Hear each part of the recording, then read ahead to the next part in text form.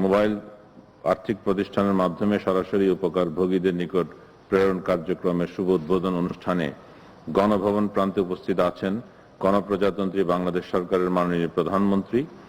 আমাদের সাথে video conferencing এ সংযুক্ত বঙ্গবন্ধু আন্তর্জাতিক সম্মেলন কেন্দ্র ঢাকা প্রান্তে উপস্থিত আছেন সমাজ কল্যাণ মন্ত্রণালয়ের মাননীয় মন্ত্রী জনাব নুরুজ্জামান আহমদ এমপি, মাননীয় প্রতিমন্ত্রী সমাজ কল্যাণ মন্ত্রণালয় জনাব আশরাফ আলী খান খসরু এমপি, সমাজ কল্যাণ মন্ত্রণালয় সম্পর্কিত সংসদীয় স্থায়ী কমিটির সদস্য, মাননীয় সংসদ সদস্যবৃন্দ, সমাজ কল্যাণ মন্ত্রণালয়ের সচিব, জনপ্রতিনিধি, সরকারি কর্মকর্তা সহ বিভিন্ন শ্রেণী পেশার সম্মানিত অতিথি। ভিডিও কনফারেন্সিং এর মাধ্যমে আরো সংযুক্ত রয়েছে চাঁদপুর, পিরোজপুর, লালমনিরহাট এবং নেত্রকোনা জেলা প্রশাসকের কার্যালয় প্রান্ত, যেখানে উপস্থিত রয়েছেন মাননীয় সংসদ সদস্যগণ, জনপ্রতিনিধি, সরকারি কর্মকর্তা সহ এই শুভ উদ্যোগের উপকারভোগী বিভিন্ন শ্রেণী পেশার মানুষ। অনুষ্ঠানটি বাংলাদেশ টেলিভিশন, বাংলাদেশ বেতার, কয়েকটি বেসরকারি চ্যানেলে সম্প্রচারিত হচ্ছে। এছাড়া বেশ কয়েকটি ফেসবুক পেজে অনুষ্ঠানের লাইভ স্ট্রিমিং যাচ্ছে। অনুষ্ঠানের শুরুতে আমি গভীর শ্রদ্ধাভরে স্মরণ করছি সর্বকালের সর্বশ্রেষ্ঠ বাঙালি, স্বাধীনতার মহান স্থপতি, জাতির পিতা বঙ্গবন্ধু শেখ মুজিবুর রহমানকে। শ্রদ্ধার সাথে স্মরণ করছি 15 আগস্টের কাল রাতের ইতিহাসের জঘন্যতম ও বর্বরোচিত হত্যাকাণ্ডের শিকার বঙ্গমাতা শেখ ফজিলাতুন্নেসা মুজিব সহ সকল শহীদানদের। স্মরণ করছি জাতীয় 4 নেতা ও 71-এর সকল বীর শহীদদের।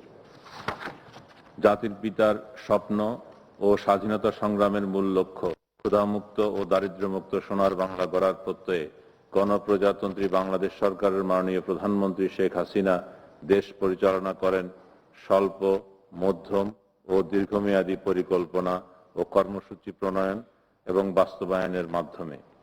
2009 সাল থেকে ধারাবাহিকভাবে সরকার পরিচালনা করে তিনি বঙ্গবন্ধুর সোনার বাংলা গড়ে তোলার লক্ষ্যে ভিশন 2021, ভিশন 2041 এবং ডেল্টা প্ল্যানের মতো মহা পরিকল্পনা গ্রহণ করেছেন। 2021 সাল বাঙালি জাতির জন্য একটি অত্যন্ত গুরুত্বপূর্ণ অধ্যায়। মুজিব বর্ষ পালনের পাশাপাশি এবছর আমরা স্বাধীনতার সুবর্ণ জয়ন্তী উদযাপন করব। এই বছরেই মাননীয় প্রধানমন্ত্রী শেখ হাসিনার নেতৃত্বে পরিচালিত সরকারের ধারাবাহিকভাবে এক যুগ পূর্ণ হয়েছে। সুষম উন্নয়নে সামাজিক নিরাপত্তা প্রদানের বহুমাত্রিক উদাহরণ মাননীয় প্রধানমন্ত্রী সৃষ্টি করেছেন। সামাজিক নিরাপত্তায় বর্তমানে 31টি মন্ত্রণালয় ও বিভাগ নিয়োজিত রয়েছে। সর্বমোট 125টি সামাজিক নিরাপত্তা কর্মসূচি পরিচালিত হচ্ছে, যার মধ্যে 31টি নারীদের জন্য, 30টি পুরুষদের জন্য এবং 64টি কর্মসূচি নারী ও পুরুষ সম্মিলিতভাবে উপকৃত হচ্ছে। আজ সামাজিক নিরাপত্তা কর্মসূচির ভাতাসমূহ প্রাপ্তি আরো সহজ ও স্বচ্ছতার মাধ্যমে সরাসরি উপকারভোগীদের নিকট প্রেরণের লক্ষ্যে মোবাইল আর্থিক প্রতিষ্ঠান এর ব্যবহার করা হচ্ছে, যা আজ মাননীয় প্রধানমন্ত্রীর মাধ্যমে উদ্বোধন করা হবে। এবার প্রবর্তিত ব্যবস্থা সম্পর্কে স্বাগত বক্তব্য রাখবেন সমাজ কল্যাণ মন্ত্রণালয়ের সচিব জনাব মোহাম্মদ জয়নুল বারী। আমি তাকে অনুরোধ করছি তার বক্তব্য উপস্থাপন করার জন্য। ধন্যবাদ।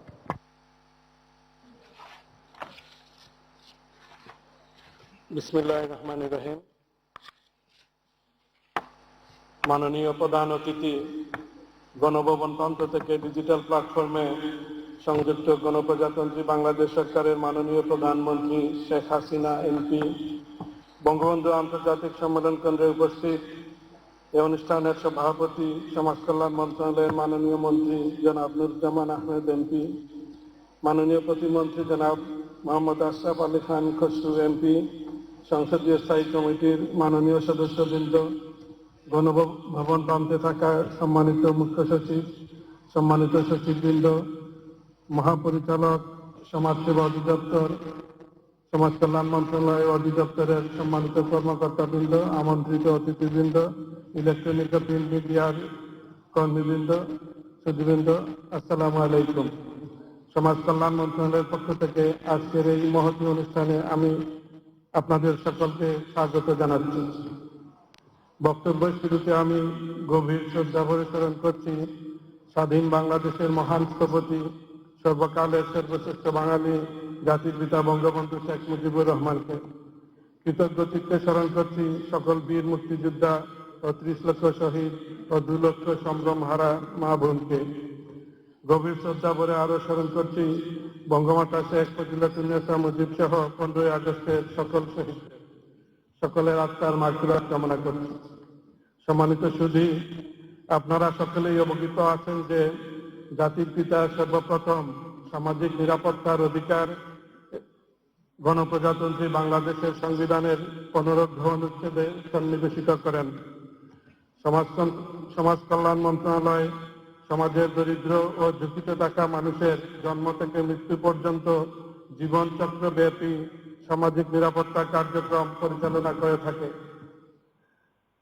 পিতৃমাতৃহীন নবজাতক থেকে 5 বছর বয়সী শিশুদের জন্য ছোটমণি নিবাস, 6 থেকে 18 বছর বয়সী শিশুদের জন্য সরকারি শিশু পরিবার, ঝুঁকিপূর্ণ শ্রমে নিয়োজিত দুস্থ শিশুদের জন্য শেখ রাসেল শিশু প্রশিক্ষণ ও পুনর্বাসন কেন্দ্র, আইনের সংস্পর্শে আসা শিশুদের জন্য শিশু উন্নয়ন কেন্দ্র, অনুরূপ মহিলাদের জন্য সেফ রুম, দুস্থ ভবঘুরে আশ্রয় কেন্দ্র, শারীরিক ও মানসিক প্রতিবন্ধী নিবাস, সামাজিক প্রতিবন্ধী মহিলাদের আবাসন ও পুনর্বাসন কেন্দ্র, বৃদ্ধ নিবাস সহ মোট 213 ধরনের প্রতিষ্ঠান সমাজ কল্যাণ মন্ত্রণালয় পরিচালনা করে থাকে।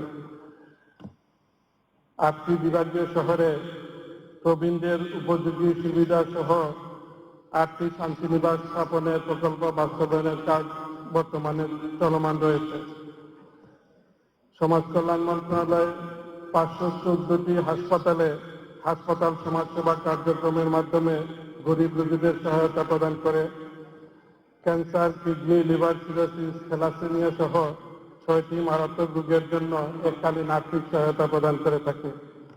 বাক ও শ্রবণ প্রতিবন্ধী শিশুদের স্বল্প মূল্যে ককলিয়ার ইমপ্লান্ট স্থাপন, দগ্ধ ও প্রতিবন্ধীদের জন্য পুনর্বাসন কর্মসূচি, ভিক্ষাবৃত্তি নিরসন, চা শ্রমিক, বেদে হিজড়া ও অন্যান্য অনগ্রসর জনগোষ্ঠীর জীবনমান উন্নয়ন কর্মসূচি, বেসরকারি এতিমখানার ক্যাপিটেশন গ্রান্ট, পল্লী ও শহর অঞ্চলে ক্ষুদ্র ঋণ ইত্যাদি মোট 23টি সামাজিক নিরাপত্তা কার্যক্রম বাস্তবায়ন করছে।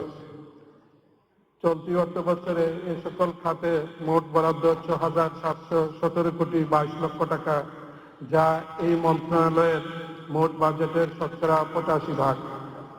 মুজিব বর্ষে কেউ গৃহহীন থাকবে না মাননীয় প্রধানমন্ত্রীর এই ঘোষণা বাস্তবায়নে সমাজ কল্যাণ মন্ত্রণালয় অংশীদার হয়ে চা শ্রমিকদের জন্য 200 ঘর নির্মাণ করে দিচ্ছে।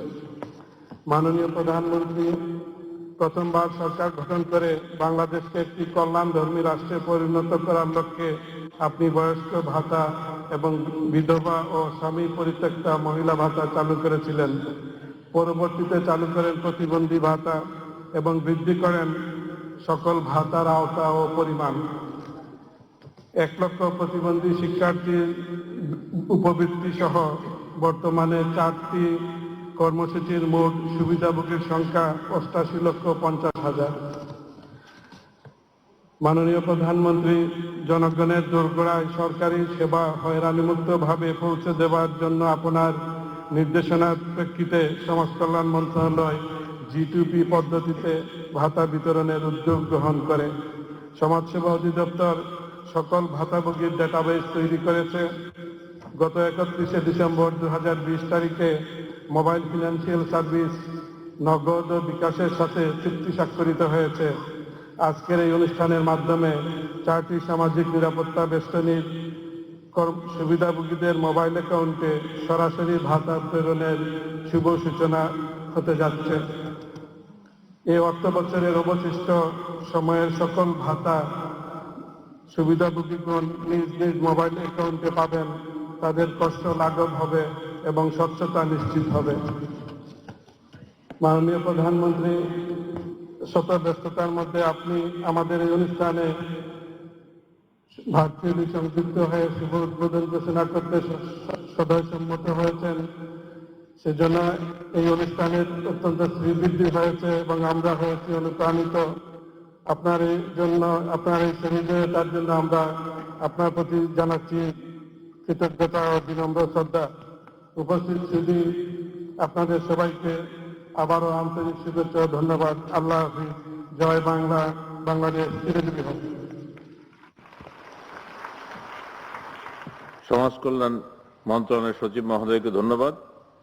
এবার সমাজ কল্যাণ মন্ত্রণালয়ের বিভিন্ন কার্যক্রমের উপর ভিডিও চিত্র প্রদর্শন করা হবে। আমি ভিডিও চিত্র প্রদর্শন করার জন্য অনুরোধ করছি। ধন্যবাদ।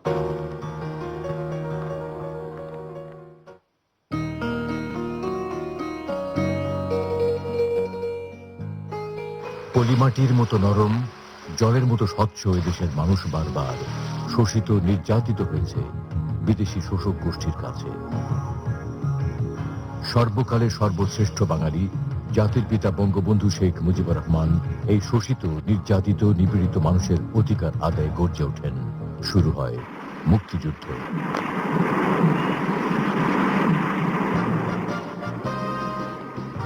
লক্ষ প্রাণের বিনিময়ে অন্ধকারের পর্দা ভেদ করে স্বাধীন সূর্যের লালিমা ছুঁয়ে পৃথিবীর মানচিত্রে ফুটে ওঠে লাল সবুজের বাংলাদেশ।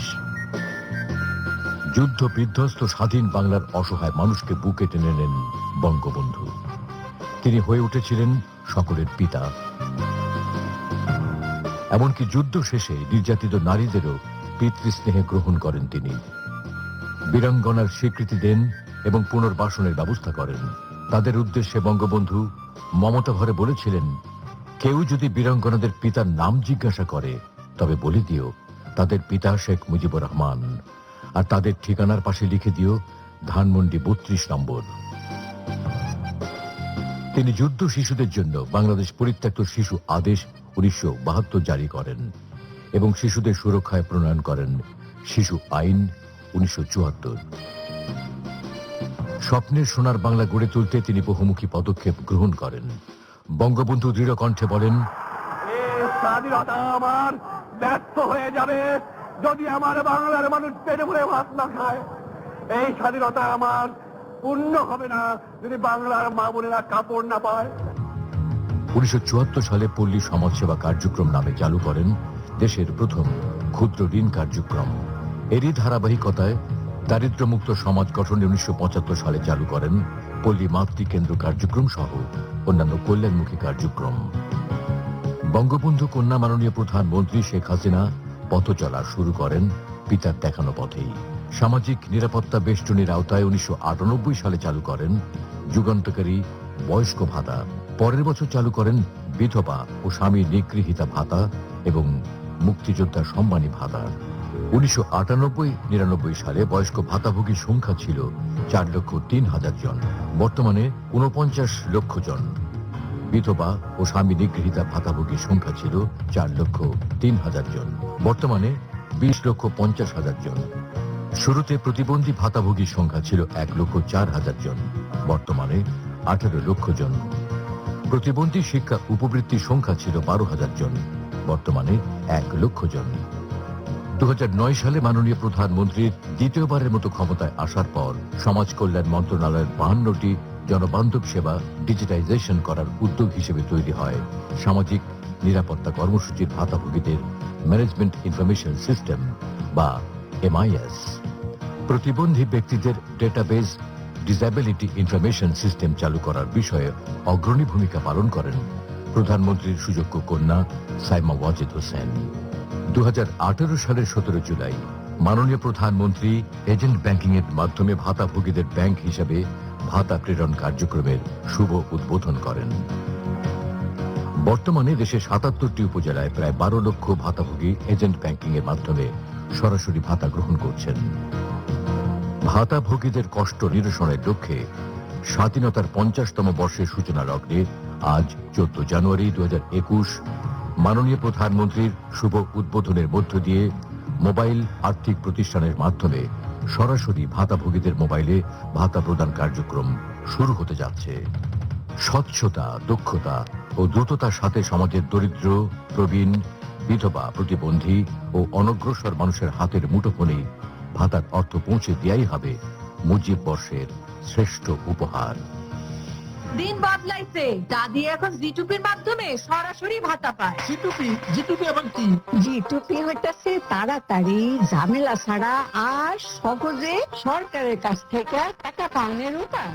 জিটুপি পদ্ধতিতে সমাজসেবা অধিদপ্তরে যাচাই বাছাইকৃত প্রকৃত ভাতাভোগীর সঠিক তালিকা অনুসারে বাংলাদেশ সরকার সময় মতো বয়স্ক ভাতা, বিধবা ভাতা, প্রতিবন্ধী ভাতা, প্রতিবন্ধী শিক্ষা উপবৃত্তির টাকা ভাতাভোগীর মোবাইলে কিংবা ব্যাংক অ্যাকাউন্টে সরাসরি প্রদান করে এবং একই সঙ্গে তার মোবাইলে টাকা পৌঁছানোর মেসেজ পাঠানো হয়। শেখের বেটি হাসিনা ওহন আমাকে মোবাইলেই টাকা পাঠায়।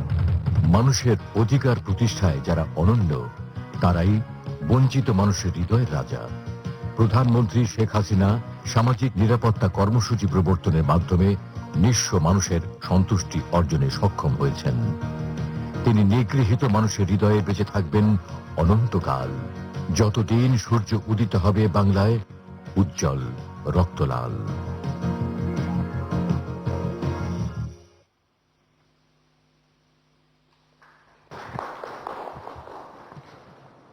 এবার বক্তব্য রাখার জন্য আমি বিনীতভাবে অনুরোধ করছি সমাজ কল্যাণ মন্ত্রণালয়ের মাননীয় মন্ত্রী জনাব নুরুজ্জামান আহমেদ এমপি মহোদয়কে।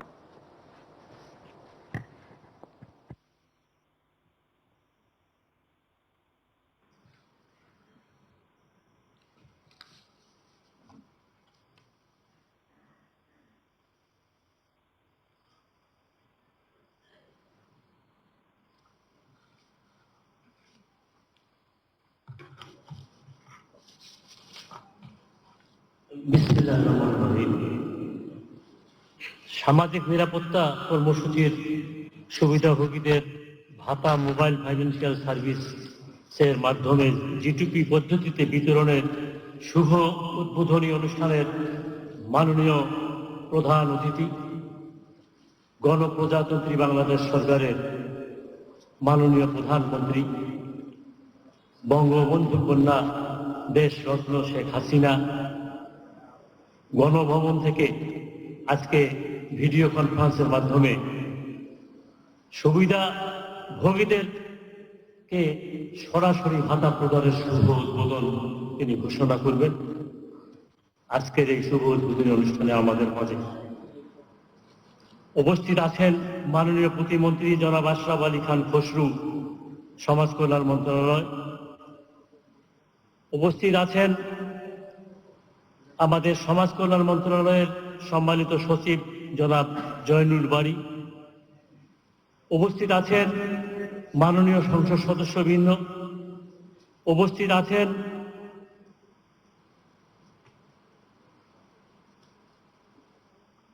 এসডিজির সম্মানিত মুখ্য সমন্বয়ক, সম্মানিত সমাজ কল্যাণ মন্ত্রণালয়, সমাজসেবা অধিদপ্তর, বিভিন্ন মন্ত্রণালয়ের সম্মানিত কর্মকর্তাবৃন্দ, আমন্ত্রিত অতিথিবৃন্দ এবং উপস্থিত সতীবৃন্দ। বক্তব্যের শুরুতে আমি শ্রদ্ধা ভরে স্মরণ করি স্বাধীনতার মহান স্থপতি জাতির পিতা বঙ্গবন্ধু শেখ মুজিবুর রহমান। 1975 সালের 15 আগস্টের কালো রাত্রিতে স্বাধীনতা বিরোধীরা অতর্কিতভাবে কাপুরুষের মতো বঙ্গবন্ধুকে সপরিবারে নৃশংস হত্যা করে এদেশ থেকে স্বাধীনতার চেতনা, মুক্তিযুদ্ধের চেতনাকে তারা নস্যাৎ করার ষড়যন্ত্রে লিপ্ত ছিল। তাদের ষড়যন্ত্র সাময়িক সফল হলেও বাস্তবে তারা সফল হতে পারেনি। আমি শ্রদ্ধা ভরে স্মরণ করি 1975 সালের 15 আগস্টের কালো রাত্রিতে নিহত জাতির জনকের পরিবারের সদস্যদেরকে এবং বঙ্গমাতা বেগম ফজিলাতুন্নেসা মুজিব সহ সবাইদের বিদেহী আত্মার মাত্রা কামনা করছি। আমি শ্রদ্ধা ভরে স্মরণ করি জেলখানায় নিহত 4 জাতীয় নেতা সহ স্বাধীনতা যুদ্ধে 30 লক্ষ শহীদদের আত্মার মাগফিরাত কামনা করছি। 2 লক্ষ মা বোনের সম্ভ্রম হানির জন্য সমবেদনা জ্ঞাপন করছি। আমি আরো শ্রদ্ধা ভরে স্মরণ করি চরম আত্মত্যাগের উজ্জ্বল দৃষ্টান্ত বহনকারী বীর মুক্তিযোদ্ধা ভাইদের, যারা মুক্তিযুদ্ধ করে আমাদেরকে উপহার দিয়েছেন স্বাধীন সার্বভৌম বাংলাদেশ।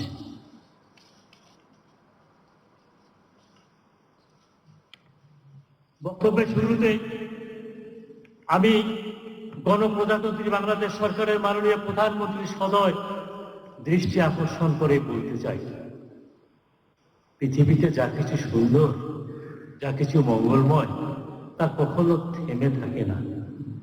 জীবন প্রদীপ নিভে যাবে, কিন্তু মঙ্গল প্রদীপ কখনো নির্বাপিত হবে না। পৃথিবীতে সবচেয়ে বড় হচ্ছে মানুষের হৃদয়। মানুষের হৃদয়ের চেয়ে বড় কিছু আর নেই। যার হৃদয় নেই তার দেখার মতো কিছু নেই। মাননীয় প্রধানমন্ত্রীকে তাই সবিনয়ে আজকের এই অনুষ্ঠানে আমি বিনয়ের সাথে বলতে চাই, মাননীয় প্রধানমন্ত্রী, your heart is as great as your world. There is no room in it to hold the memory of a wrong.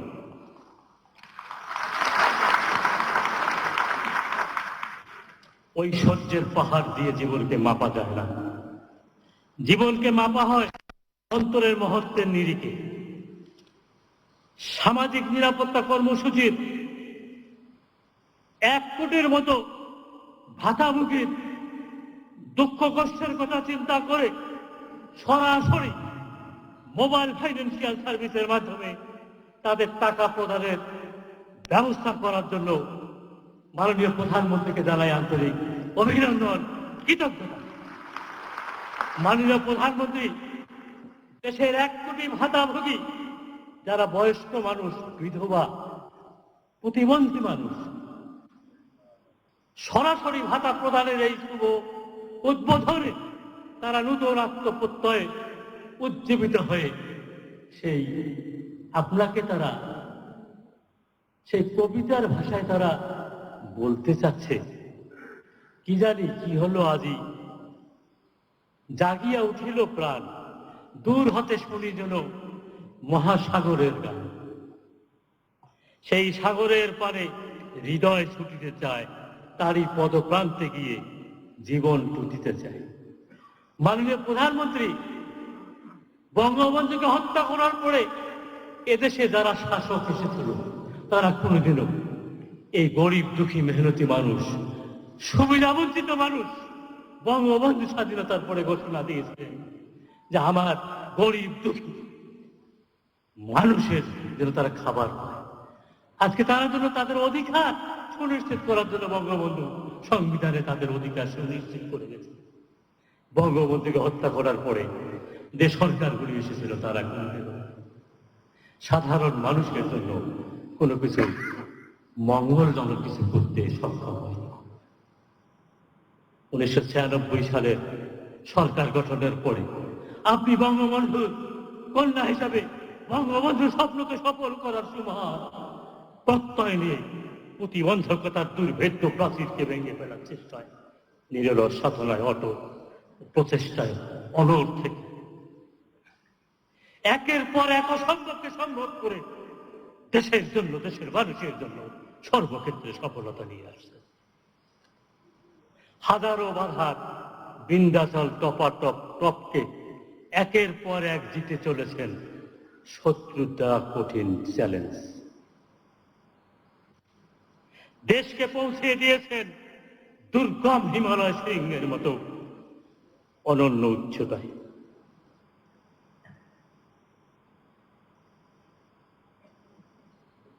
তলাবিহীন ধুড়ির দেশকে আপনি উপচে পড়া ধুড়ির দেশে পরিণত করে সারা বিশ্বে বাংলাদেশকে রোল মডেলে উন্নীত করতে সক্ষম হয়েছে। মাননীয় প্রধানমন্ত্রী, দেশের 17 কোটি মানুষ আপনাকেই শুধু বিশ্বাস করে। এদেশকে এদেশের মানুষের ভাগ্য বদলে দেওয়ার জন্য আপনার বিকল্প নেই।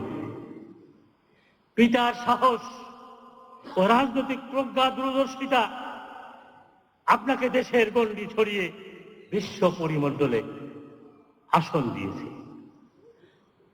মাননীয় প্রধানমন্ত্রী, আপনার সবচেয়ে বড় সাফল্য যুদ্ধের ময়দান থেকে হটে না যাওয়া। যুদ্ধের ময়দানে আপনি একাই লড়েছেন উচ্চ করে শির, এক পা পিছু হটার নিদর্শন নেই। দেশ ও বিশ্ব পরিমণ্ডলে আপনি আজ গণতন্ত্র, উন্নয়ন, ন্যায় বিচার ও শান্তির প্রতীক। আপনি আপনার কণ্ঠে উচ্চারিত করেন জনগণের ভাগ্যের পরিবর্তন করতে কতটুকু কাজ করতে পারলাম, সেটাই আমার কাছে সবচেয়ে বড়। সততাই আমার মূল শক্তি, কর্ম আমার লক্ষ্য। মাননীয় প্রধানমন্ত্রী, বক্তব্য দীর্ঘায়িত করব না। আমরা আজকের এই শুভ দিনে ভাতাভোগীদের জন্য যে সুযোগ আপনি সৃষ্টি করে দিলেন, ইতিহাসের পাতায় এটা চিরস্মরণীয় হয়ে থাকবে। মহান সৃষ্টিকর্তা, মহান স্রষ্টা, মহান আল্লাহ পাক রব্বুল আলামিনের দরবারে প্রার্থনা করি, আল্লাহ পাক রব্বুল আলামিন যেন আপনাকে সুস্থতা দান করে, হায়াতে তৈয়বা দান করে। আমরা সবাই বলি আল্লাহুম্মা আমিন। বক্তব্য শেষ করার পূর্বে কবিতার ভাষায় আপনাকে গভীর শ্রদ্ধা, কৃতজ্ঞতা জানিয়ে বলতে চাই, ধন্য হোক জন্ম তোমার, অন্তর হোক পূর্ণ, ফুলের মতো ফুটছো তুমি 17 কোটি মানুষের জন্য। সবাইকে ধন্যবাদ। খোদা হাফেজ। জয় বাংলা, জয় বঙ্গবন্ধু। বাংলাদেশ চিরজীবী হোক। মাননীয় মন্ত্রী মহোদয়কে ধন্যবাদ। এবার মাননীয় প্রধানমন্ত্রী শেখ হাসিনা সামাজিক নিরাপত্তা কর্মসূচি কার্যক্রমের শুভ উদ্বোধন ঘোষণা করবেন। আমি মাননীয় প্রধানমন্ত্রীকে সূচনা বক্তব্য এবং সামাজিক নিরাপত্তা কর্মসূচির ভাতাসমূহ মোবাইল আর্থিক প্রতিষ্ঠানসমূহের মাধ্যমে প্রদান কার্যক্রমের সানুগ্রহ শুভ উদ্বোধন ঘোষণার জন্য সবিনয় অনুরোধ করছি। সুধীমণ্ডলী, মাননীয় প্রধানমন্ত্রী।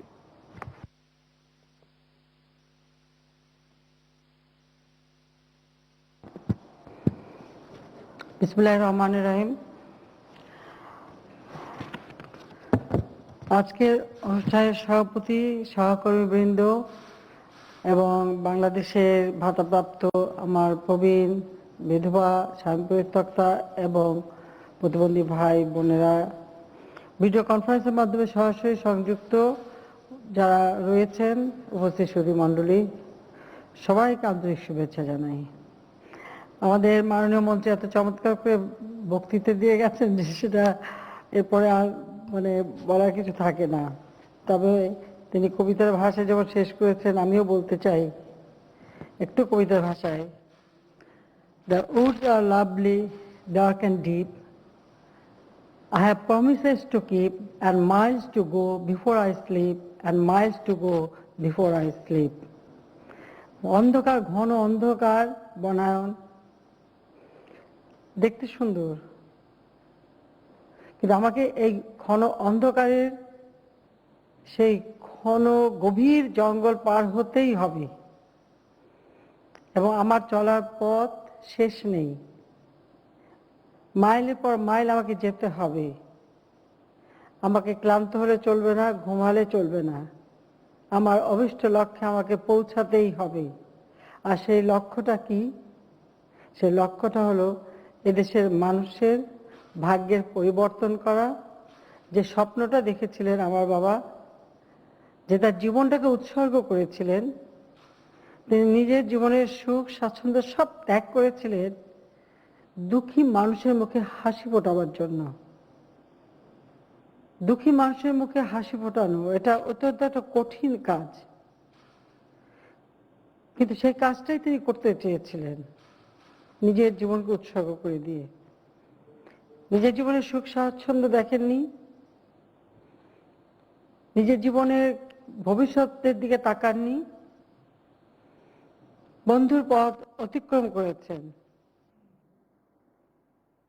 তার পদচিহ্ন পড়েছে সমগ্র বাংলাদেশে, চড়াই উতরাই পার হয়েছেন, বারবার আঘাত এসেছে, মৃত্যুকে সামনের থেকে দেখেছেন, কিন্তু নিজের লক্ষ্য থেকে বিচ্যুত হন নাই। ফাঁসির দড়িও তাকে টলাতে পারেনি, গুলি বোমাও তাকে টলাতে পারেনি। আমার পিতার কাছ থেকে সেই শিক্ষা আমরাও পেয়েছি, দেশকে ভালোবাসতে। কারণ তিনি একটা জিনিসই বলতেন, আমরা না, বাংলাদেশের মানুষ, অর্থাৎ আমরা সন্তান বা পরিবার না, বাংলাদেশের মানুষই ছিল তার কাছে সব থেকে বড়। আর সে কারণে তিনি কত অল্প বয়স, মাত্র 54 বছর বয়স, এরই মধ্যে একবার করলেন পাকিস্তান সৃষ্টির আন্দোলন, তারপর করলেন বাংলাদেশের স্বাধীনতা। একটা মানুষের জীবনে এতটা করা কত কঠিন, কিন্তু সেই কঠিন কাজটা তিনি করতে পেরেছিলেন একটাই কারণে, সেটা হলো তার লক্ষ্য ঠিক ছিল, সততার পথে তিনি এগিয়ে গেছেন সুনির্দিষ্ট লক্ষ্য নিয়ে, কিন্তু সেটা স্বাধীনতা দিয়ে গেছেন। রাজনৈতিক স্বাধীনতা আমরা পেয়েছিলাম। সব থেকে দুর্ভাগ্য হলো বাঙালি জাতির। সে দুর্ভাগ্যটা কেন? এই দুর্ভাগ্যটা এই কারণে যে কাজটা তিনি করতে চেয়েছিলেন, তিনি ক্ষমতায় বসে মুষ্টিমেয় মানুষকে অর্থশালী সম্পদশালী করতে চান নাই। তিনি গোটা বাংলাদেশের এই সমাজ ব্যবস্থাটাকে পরিবর্তন করতে চেয়েছিলেন। তিনি বলেছিলেন যে এই ঘুণে ধরা সমাজ আবার পরিবর্তন করতে হবে, এবং যে কোনো দেশে একটা বিপ্লব বা স্বাধীনতা সংগ্রাম বা যুদ্ধের পরে সমাজে একটা বিবর্তন আসে। সেই বিবর্তনের ফলে অনেক সময় অনেক মানুষ পথ হারিয়ে ফেলে, অনেকে অর্থবৃত্তের দিকে ছোটে, কিন্তু যে লক্ষ্য, যে আদর্শ নিয়ে সংগ্রাম, সেটা অনেক সময় মানুষ ভুলে যায়। যে কারণে তিনি সমস্ত জিনিসটাকে ঢেলে নতুনভাবে সাজাতে চেয়েছিলেন। গোটা বাংলাদেশটাকে তিনি সুন্দরভাবে গড়ে তুলতে চেয়েছিলেন। তার যে গড়ে তোলার লক্ষ্য সেটা রাজধানী কেন্দ্রিক বা শহর কেন্দ্রিক ছিল না, এটা গ্রাম পর্যায়ে মানুষের ভাগ্য পরিবর্তন করতে চেয়েছিলেন। এবং সমাজের প্রতিটি স্তরের মানুষের কথাই কিন্তু তিনি বলে গেছেন। মাত্র 9 মাসের মধ্যে তিনি একটা সংবিধান দিলেন, সেখানেও এই দুঃখী মানুষের কথাই বারবার বলেছেন। আজকে আমরা স্বাধীন জাতি, আমাদের পরিচয় আছে। আমরা এই পরিচয়টা পেয়েছি তারই সংগ্রামের মধ্য দিয়ে। কিন্তু আমি তার প্রতি, জাতির পিতা বঙ্গবন্ধু শেখ মুজিবুর রহমানের প্রতি আমার শ্রদ্ধা জানাচ্ছি। সেই সঙ্গে এদেশের জাতির পিতার নির্দেশ মান্য করে মহান মুক্তিযুদ্ধ পরিচালনার মাধ্যমে যারা দক্ষতার সাথে দায়িত্ব পালন করেছিলেন, আমাদের সেই জাতীয় 4 নেতা, যাদেরকে কেন্দ্রীয় কারাগারে নির্মমভাবে পরবর্তীতে হত্যা করা হয়েছিল, আমি তাদের প্রতিও শ্রদ্ধা জানাই। জাতির পিতা ডাকে সারা দেশে, এদেশে বসে অস্ত্র তুলে দিয়েছিল। সংসার, ঘর, বাড়ি, পরিবার কোনো দিকে তাকায়নি। মা নিজের একমাত্র সন্তানকেও তুলে দিয়েছিলেন যাও মুক্তিযুদ্ধে। সেই মুক্তিযুদ্ধে যারা অকাতরে বুকের রক্ত ঢেলে দিয়ে আমাদের স্বাধীনতা এনে দিয়েছে, সেই লাখো শহীদের প্রতি আমি আমার শ্রদ্ধা জানাই। পাকিস্তানি হানাদার বাহিনী এবং তাদের এদেশের দোসর আলবদর রাজাকার বাহিনী আমাদের দেশের মা বোনদেরকে, এমনকি ছোট শিশু 14 বছর, 12, 13, 14 বছরের বাচ্চা মেয়েদেরকে পর্যন্ত তুলে নিয়ে পাকিস্তানি হানাদার বাহিনীর ক্যাম্পে দিয়েছিল তাদের মনোরঞ্জনের জন্য। বাড়িতে বাড়িতে যেয়ে তাদেরকে ধরে নিয়ে আসা হতো। দিনের পর দিন পাশবিক অত্যাচার তাদের উপর করা হয়েছিল। আমি সেই লাখো মা বোন, তাদেরকেও আমি শ্রদ্ধা জানাই, কারণ জাতির পিতা তাদেরকেও সম্মান দিয়ে গেছে। তার জাতির পিতা বঙ্গবন্ধু শেখ মুজিবের যে স্বপ্নটা ছিল, সেই স্বপ্নটা পূরণ করবার জন্য তিনি যখন একটা যুদ্ধ বিধ্বস্ত দেশকে সম্পূর্ণভাবে গড়ে তুলে, যখন তিনি অর্থনৈতিক উন্নয়নটাকে গুরুত্ব দিলেন এবং সমগ্র বাংলাদেশকে নতুনভাবে প্রশাসনিক এবং অর্থনৈতিকভাবে সব দিক থেকে যেন একটা আধুনিক রাষ্ট্র হিসেবে গড়ে তোলার পদক্ষেপ নিলেন, কিন্তু সেই কাজটা তিনি শেষ করে যেতে পারেননি, সেটা অধুরা থেকে গেল। এবং এটা কেন অধুরা থাকলো? কারণ ৭৫ 15ই আগস্ট তাকে নির্মমভাবে হত্যা করা হলো। আর শুধু তাকেই না, আমাদের গোটা পরিবারকে। শুধু আমরা দুটি বোন বিদেশে ছিলাম বলে বেঁচে যাই, মাত্র 15 দিন আগে দেশ ছেড়ে গিয়েছিলাম। ভাবতেও পারিনি যে বাংলাদেশে, আমার বাবা কখনো ভাবেনি যে বাংলাদেশের মানুষ তাকে এভাবে নির্মমভাবে হত্যা করতে পারে। এটা তিনি বিশ্বাসই করতেন না।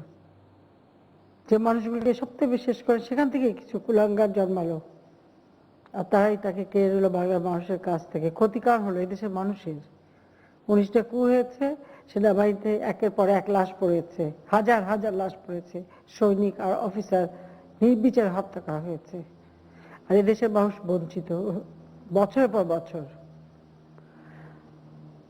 আমরা দেশে আসতে পারিনি 6 বছর। আমার ছোট বোন আমরা বাইরে বিদেশেই থাকতে হয়েছিল, কারণ যে মিলিটারি ডিক্টেটর ক্ষমতা ছিল আমাদেরকে আসতে দিত না।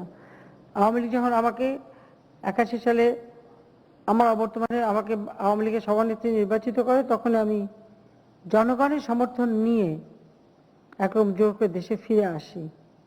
এরপর সারা বাংলাদেশে আমি ঘুরি, কারণ বাবার বড় সন্তান হিসেবে তার পাশে থেকে, এবং স্কুল জীবন থেকে রাজনীতির সঙ্গে জড়িত ছিলাম বলে তার স্বপ্নটা আমার জানা ছিল। তিনি সবসময় গল্প করতেন, বলতেন কি করবেন এই দেশকে নিয়ে। তাই বাংলাদেশের প্রত্যন্ত অঞ্চল পর্যন্ত আমি ঘুরি, মানুষের দুঃখ দুর্দশা দেখি। 81 সালে ফিরে এসে আমি যখন জনসভা করতে যেতাম, হাজার হাজার মানুষ, সেখানে মানুষ কি চাইতো?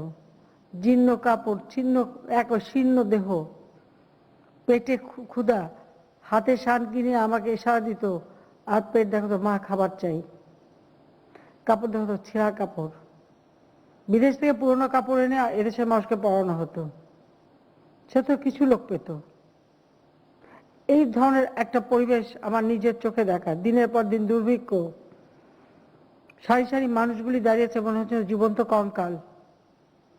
আমি গেছি মাইলের পর মাইল হেঁটে গ্রামে গ্রামে যে ইউনিয়নে যে সেই দুর্ভিক্ষপিত মানুষের পাশে দাঁড়িয়েছি। আমাদের দল সবসময় আমরা চেষ্টা করেছি। তখন থেকে আমাদের চিন্তা, আমরা কি করব ক্ষমতায় গেলে। আমরা কমিটি করেছি, উপকমিটি, আমরা সেমিনার করেছি, আমরা আলোচনা করেছি, আমাদের দলের সাথে আমরা সবসময় চিন্তা করেছি। এবং 96 সালে সরকার গঠন করেই আমরা এই উদ্যোগ নিলাম যে আমাদের দেশের যারা একেবারে বয়োবৃদ্ধ এবং যারা স্বামী পরিত্যক্তা, নির্যাতিতা, তাদেরকে আমরা ভাতার আওতায় নিয়ে আসবো এবং পর্যায়ক্রমিকভাবে আমরা প্রতিবন্ধী থেকে শুরু করে, আর মুক্তিযোদ্ধাদের জন্য সবথেকে অবহেলিত ছিল মুক্তিযোদ্ধারা, তাদেরকেও আমরা ভাতা দেওয়া শুরু করি। এভাবেই আমাদের কার্যক্রম আমরা শুরু করেছি। কারণ আমাদের সংবিধানের জাতিপিতা কিন্তু বলে গেছেন, সেখানে 15 অনুচ্ছেদে স্পষ্ট লেখা আছে যে সমাজের যে অনগ্রসর যারা, তাদের জন্য কি করা যায়। সংবিধানের 15 ঘতে বলা আছে সামাজিক নিরাপত্তার অধিকার, অর্থাৎ বেকারত্ব, ব্যাধি বা পঙ্গুত্বজনিত কিংবা বৈধব্য, মাতৃ পিতৃহীনতা বা বার্ধক্যজনিত কিংবা অন্যান্য পরিস্থিতিজনিত আয়ত্তাতীত কারণে অভাবগ্রস্ততার ক্ষেত্রে সরকারি সাহায্য লাভের অধিকার রাষ্ট্র করবে। এই কথাটা কিন্তু আমাদের সংবিধানে আছে। আমাদের নতুনভাবে কিছু চিন্তা করতে হয় না, যে সংবিধানটা তিনি দিয়ে গেছেন, এটা যদি ভালোভাবে আমরা পড়ি তাহলে আমরা দেখি যে সমাজের কোন অংশে মানুষের জন্য কি কি করতে হবে। সেই সাথে আমরা আরেকটা কাজ করেছি। 97 সাল থেকে আমরা শুরু করলাম গৃহহারা মানুষকে বা ভূমিহীন মানুষকে একটা ঠিকানা দেওয়া। এটাও জাতিপিতা করে শুরু করেছিলেন। কুচ্ছগ্রাম তিনি প্রথম নোয়াখালী চরে শুরু করলেন। আব্দুল আফসান নেবাজ সাহেব 15 আগস্টে যাকে হত্যা করা হয়েছে, তিনি কৃষিমন্ত্রী ছিলেন, তাকেই নির্দেশ দিয়েছিলেন এবং তিনি যে এটা উদ্বোধন করে আসেন। এভাবে গৃহহীন মানুষকে তিনি ঘর বাড়ি দেওয়া শুরু করেন। আমরা আশ্রয়ণ প্রকল্পের মাধ্যমে এই ধরনের গৃহহীন মানুষকে ঘর তৈরি করে তাদের পুনর্বাসনের ব্যবস্থা করি, ট্রেনিং এর ব্যবস্থা করি। বস্তিবাসীদের সাথে কথা বলি, সার্ভে করি এবং তাদের জিজ্ঞেস করি নিজের গ্রামে ফিরে গেলে পরে আমি যদি ঘর বানিয়ে দিই তাহলে তারা যাবে কিনা। আমরা ঘর তৈরি করে দেওয়া, 6 মাসের খাবার একেবারে বিনা পয়সায় 6 মাসে খাবার দেওয়া এবং তাদেরকে টাকা দিয়ে কিছু ট্রেনিং দিয়ে তারা যেন নিজে কিছু করতে পারে সেভাবে তাদের পুনর্বাসনের ব্যবস্থা। যাদের একেবারে ভিটামাটি আছে কিন্তু টাকা নেই ঘর করার, তাদের জন্য গৃহায়ণ তহবিল নামে একটি তহবিল করে দিই। সেখান থেকে যে কোনো এনজিওর মাধ্যমে বা যে কোনো প্রতিষ্ঠানের মাধ্যমে টাকা নিয়ে তারা এই সমস্ত ঘর, যারা ভূমি আছে ভিটে আছে তাদের ঘর করে দিতে পারে, বা যে গার্মেন্টস শ্রমিক তাদের জন্য হোস্টেল করে দেওয়া অথবা কর্মজীবীদের জন্য কোনো ব্যবস্থা করে দেওয়া। তাদেরকে আমরা এভাবে খুব অল্প মাত্র 1% সার্ভিস চার্জে আমরা ঋণ দেওয়া শুরু করি। অর্থাৎ আমাদের লক্ষ্যই ছিল যে এই ধরনের মানুষগুলিকে যদি আমরা সাহায্য করতে পারি, নিজে তারা কিছু কাজ করে খাবে, আর বয়োবৃদ্ধ হয়ে গেলে সংসারে তাদের কোনো অবস্থান থাকে না, কিন্তু তাদের নামে যদি একটা টাকা পয়সা যায়, তার হাতে যদি কিছু নগদ টাকা আসে, তাহলে ওই পরিবার তাকে সম্মান দেবে, অন্তত পরিবার তাকে রাখবে। কোনো মেয়ে যদি বিধবা হয়ে যায় তার স্থানটা কোথায় হয়? আমি বস্তিতে ছোট ছোট বাচ্চাদের ডেকে নিয়ে এসেছি যে তোমরা কেন রাস্তায় ঘোরো, কেন তারা পথ শিশু হয়। আমি তাদের সাথে কথা বলেছি, এই গণভবনে ডেকে নিই, তাদের সঙ্গে কথা বলে তাদের, আমি বিরোধী দলে থাকতে তো আলাপ করে জেনেছি, আবার তার পরবর্তীতে নিজে সরকার এসে তাদের সাথে কথা বলেছি। আমি দেখেছি হয় কোনো পারিবারিক সংঘাত, তার ফলে তাকে ঘর ছেড়ে চলে আসতে হচ্ছে, অথবা যখন বিধবা হয়ে গেছে, অথবা স্বামী তাকে ফেলে দিয়ে আরেকটা বিয়ে করেছে, তার যাবার কোনো জায়গা নাই, না বাপের বাড়ি না শ্বশুর বাড়ি। তখন সে কাজের খোঁজে আসে, এক পর্যায়ে তাকে পতিতালয়ে আশ্রয় নিতে হয়, ছেলে মেয়েগুলি ভবঘুরি হয়ে যায়, পথশিশু হয়ে যায়।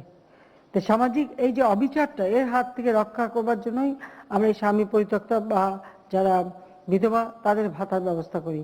আমি জানি যে তাদের হাতে নগদ টাকা থাকলে সংসারে অন্যান্য সদস্যরা তাদেরকে স্থান দেবে, অনেক সামাজিক সমস্যাও দূর হবে। তো সেইভাবেই কিন্তু আমাদের যাত্রা শুরু। আমরা তালিকা, এটা দুর্ভাগ্য যে আমরা প্রথম এটা শুরু করি, পরবর্তীতে বিএনপি ক্ষমতায় এসে এটা অনেকটা কিছু কাজ বন্ধ করে দেয়। আর কিছু জিনিস, যেমন আমি কমিউনিটি ক্লিনিক করে দিয়েছিলাম, যেখানে ঘরের কাছে বসে চিকিৎসা সেবা পাবে মানুষ, বিনা পয়সা আমরা ওষুধ দেওয়া শুরু করি। বিএনপি সেটা বন্ধ করে দেয়। মানে আমার বাড়ি আমার খামার, এই যে প্রকল্পটা আমি নিয়েছিলাম, অর্থাৎ আমার বাড়ি মানে নিজের বাড়িতে এতটুকু জায়গা জমি থাকলে সেখানে কিছু উৎপাদন করে সেটা বাজারজাত করে নিজের পায়ে দাঁড়াবে, একটা সংসার সচ্ছল হবে। এটাও কিন্তু জাতিপিতার চিন্তা ভাবনা ছিল, কিন্তু সেটাও কিন্তু তারা বন্ধ করে দিয়েছিল। এভাবে বহু কাজ আমরা শুরু করি। দুর্ভাগ্য আমাদের যে 2001-এ আমরা আসতে পারিনি ক্ষমতায়, বিএনপি সেগুলি বন্ধ করে দিয়েছিল। যাক, আমরা 2009-এ সরকার আসার পর আবার সেই কার্যক্রম হাতে নিয়েছি। আপনারা জানেন আমরা মুজিব বর্ষ পালন করছি, জাতির পিতার জন্মশতবার্ষিকী। জাতির পিতার জন্মশতবার্ষিকীতে আমাদের অনেক কর্মসূচি ছিল, কিন্তু করোনা ভাইরাস নামে এমন একটা মহামারী দেখা গেল সারা বিশ্বব্যাপী, সারা বিশ্ব এখানে স্থবির। আজকে আপনাদের সামনাসামনি বসে আমি এই কাজটা করতে পারছি না।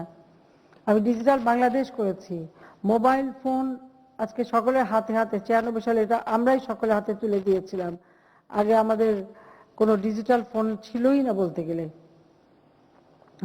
আমরা আওয়ামী লীগ সরকার আসার পর আমরা প্রথম ডিজিটাল ফোন চালু করি সারা বাংলাদেশে। আর মোবাইল ফোনটা একটা মাত্র কোম্পানি, বিএনপির এক মন্ত্রী তারই ছিল। একটা ফোনের দাম ছিল 1,30,000 টাকা। একটা ফোন করলে প্রতি মিনিট 10 টাকা দিতে হতো, প্রতি মিনিট 10 টাকা। আমি সেটাকে একদম উন্মুক্ত করে দিই, কতগুলি কোম্পানিকে ছেড়ে দিই। আজকে সকলের হাতে হাতে মোবাইল ফোন। সারা বাংলাদেশ থেকে আমরা ডিজিটাল বাংলাদেশ করে দিয়েছি। বঙ্গবন্ধু স্যাটেলাইট উৎক্ষেপণ করেছি, ব্রডব্যান্ড, ফাইবার অপটিক্স আমরা ব্যবস্থা করে দিয়েছি। আজকে সকলের হাতে মোবাইল ফোন, যে কোনো তথ্য আপনি পেতে পারেন। এখন তার মাধ্যমে আমরা অর্থ প্রেরণ করতে পারি। আপনারা জানেন যে প্রাইমারি স্কুলের মায়েদের নামে আমরা সরাসরি টাকা পাঠাই। আর আজকে আমি সমাজ কল্যাণ মন্ত্রণালয়কে এবং এর সঙ্গে সংশ্লিষ্ট আমাদের আইসিটি মন্ত্রণালয় সবাইকে এবং আমাদের ব্যাংক, আমাদের অর্থ মন্ত্রণালয়, ব্যাংকের গভর্নর সহ যারা কর্মরত সকলকে আমি ধন্যবাদ জানাই এই কাজটা সম্পন্ন করতে। তার কারণ হচ্ছে যে আমরা যে সমস্ত ভাতাগুলি দিচ্ছি, এটার জন্য যথাযথ সঠিকভাবে যে মানুষটাকে আমরা দেবো তার হাতে পৌঁছায়। মাঝে যেন আর কেউ না থাকে। তাদের অর্থটা তাদের হাতে যাবে, তারাই পাবেন এবং তাদের যেভাবে খুশি সেভাবে তারা ব্যবহার করবেন। সেটুকু যেন আমরা করতে পারি, সেটার ব্যবস্থা আমরা বহু দীর্ঘদিন ধরে আমরা এটা চেষ্টা করে যাচ্ছিলাম। তো আমি ধন্যবাদ জানাচ্ছি যে এই ব্যবস্থাটা আপনারা নিয়েছেন। কারণ আমি তো আগেই বললাম যে একটা পল্লী অঞ্চলে মানুষের ভাগ্য পরিবর্তনের জন্য জাতির পিতাই অনেক কাজ শুরু করেন। তিনি পল্লী সমাজসেবা কার্যক্রম শুরু করেছিলেন ধাপে ধাপে প্রত্যেকটা, কারণ তিনি প্রত্যেকটা মহকুমাকে জেলায় রূপান্তর করেন। বাংলাদেশে 19টা জেলা ছিল, তিনি সেখানে 60টি জেলা করেন, এখন 64টি জেলা হয়েছে।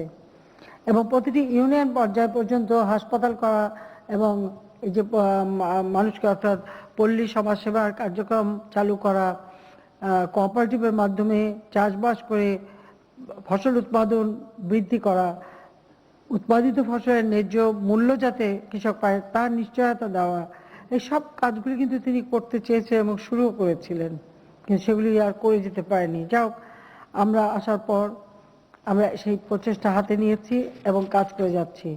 আজকে আমরা যখন বয়স্ক ভাতা শুরু করি, আমি এইভাবে হিসাব করেছিলাম যে কেউ ভাতার উপর শুধু নির্ভরশীল হোক সেটা আমরা চাই না। ভাতা পাবে, কিন্তু যার কর্মক্ষমতা আছে সে নিজে কিছু কাজও করবে, একবার ঘরে বসে থাকবে না। সেটা হিসাব করি যেন অন্তত 10 কেজি চাল কিনতে পারি, সেই হিসাবে আমরা ভাতা দেওয়া শুরু করি। তখন 10 টাকায় 1 কেজি চাল পাওয়া যেত, তাই আমরা 100 টাকা করে ভাতা দেওয়া শুরু করি। আর যেহেতু একটা নতুন পদ্ধতি শুরু করছি, নতুন অল্প দিয়ে শুরু করি, এখন সেটা আমরা বাড়িয়েছি। এখন তো প্রায় 500 টাকা করে সবাই ভাতা পাচ্ছেন, আবার এটা বিভিন্ন জন বিভিন্নভাবে পাচ্ছেন, সেভাবে আমরা বাড়িয়েছি এবং সেই সাথে সাথে সংখ্যাও অনেক বৃদ্ধি পেয়েছে। কাজে আমরা সেভাবে সাহায্য করে যাচ্ছি। আমাদের লক্ষ্যটা হচ্ছে যে এর মাধ্যমে আমাদের দেশের মানুষ যেন কেউ একেবারে নিজেকে অপান্ত মনে না করে। সবার মধ্যে সবারই যে একটা অধিকার আছে, রাষ্ট্রের একটা, প্রত্যেকের প্রতি রাষ্ট্রের যে একটা কর্তব্য আছে, সেটাই আমরা করতে চাই। কারণ আমি যেদিন প্রথম প্রধানমন্ত্রীর শপথ নিই সেদিনই বলেছিলাম যে আমি দেশের মানুষের সেবক হিসেবে কাজ করব।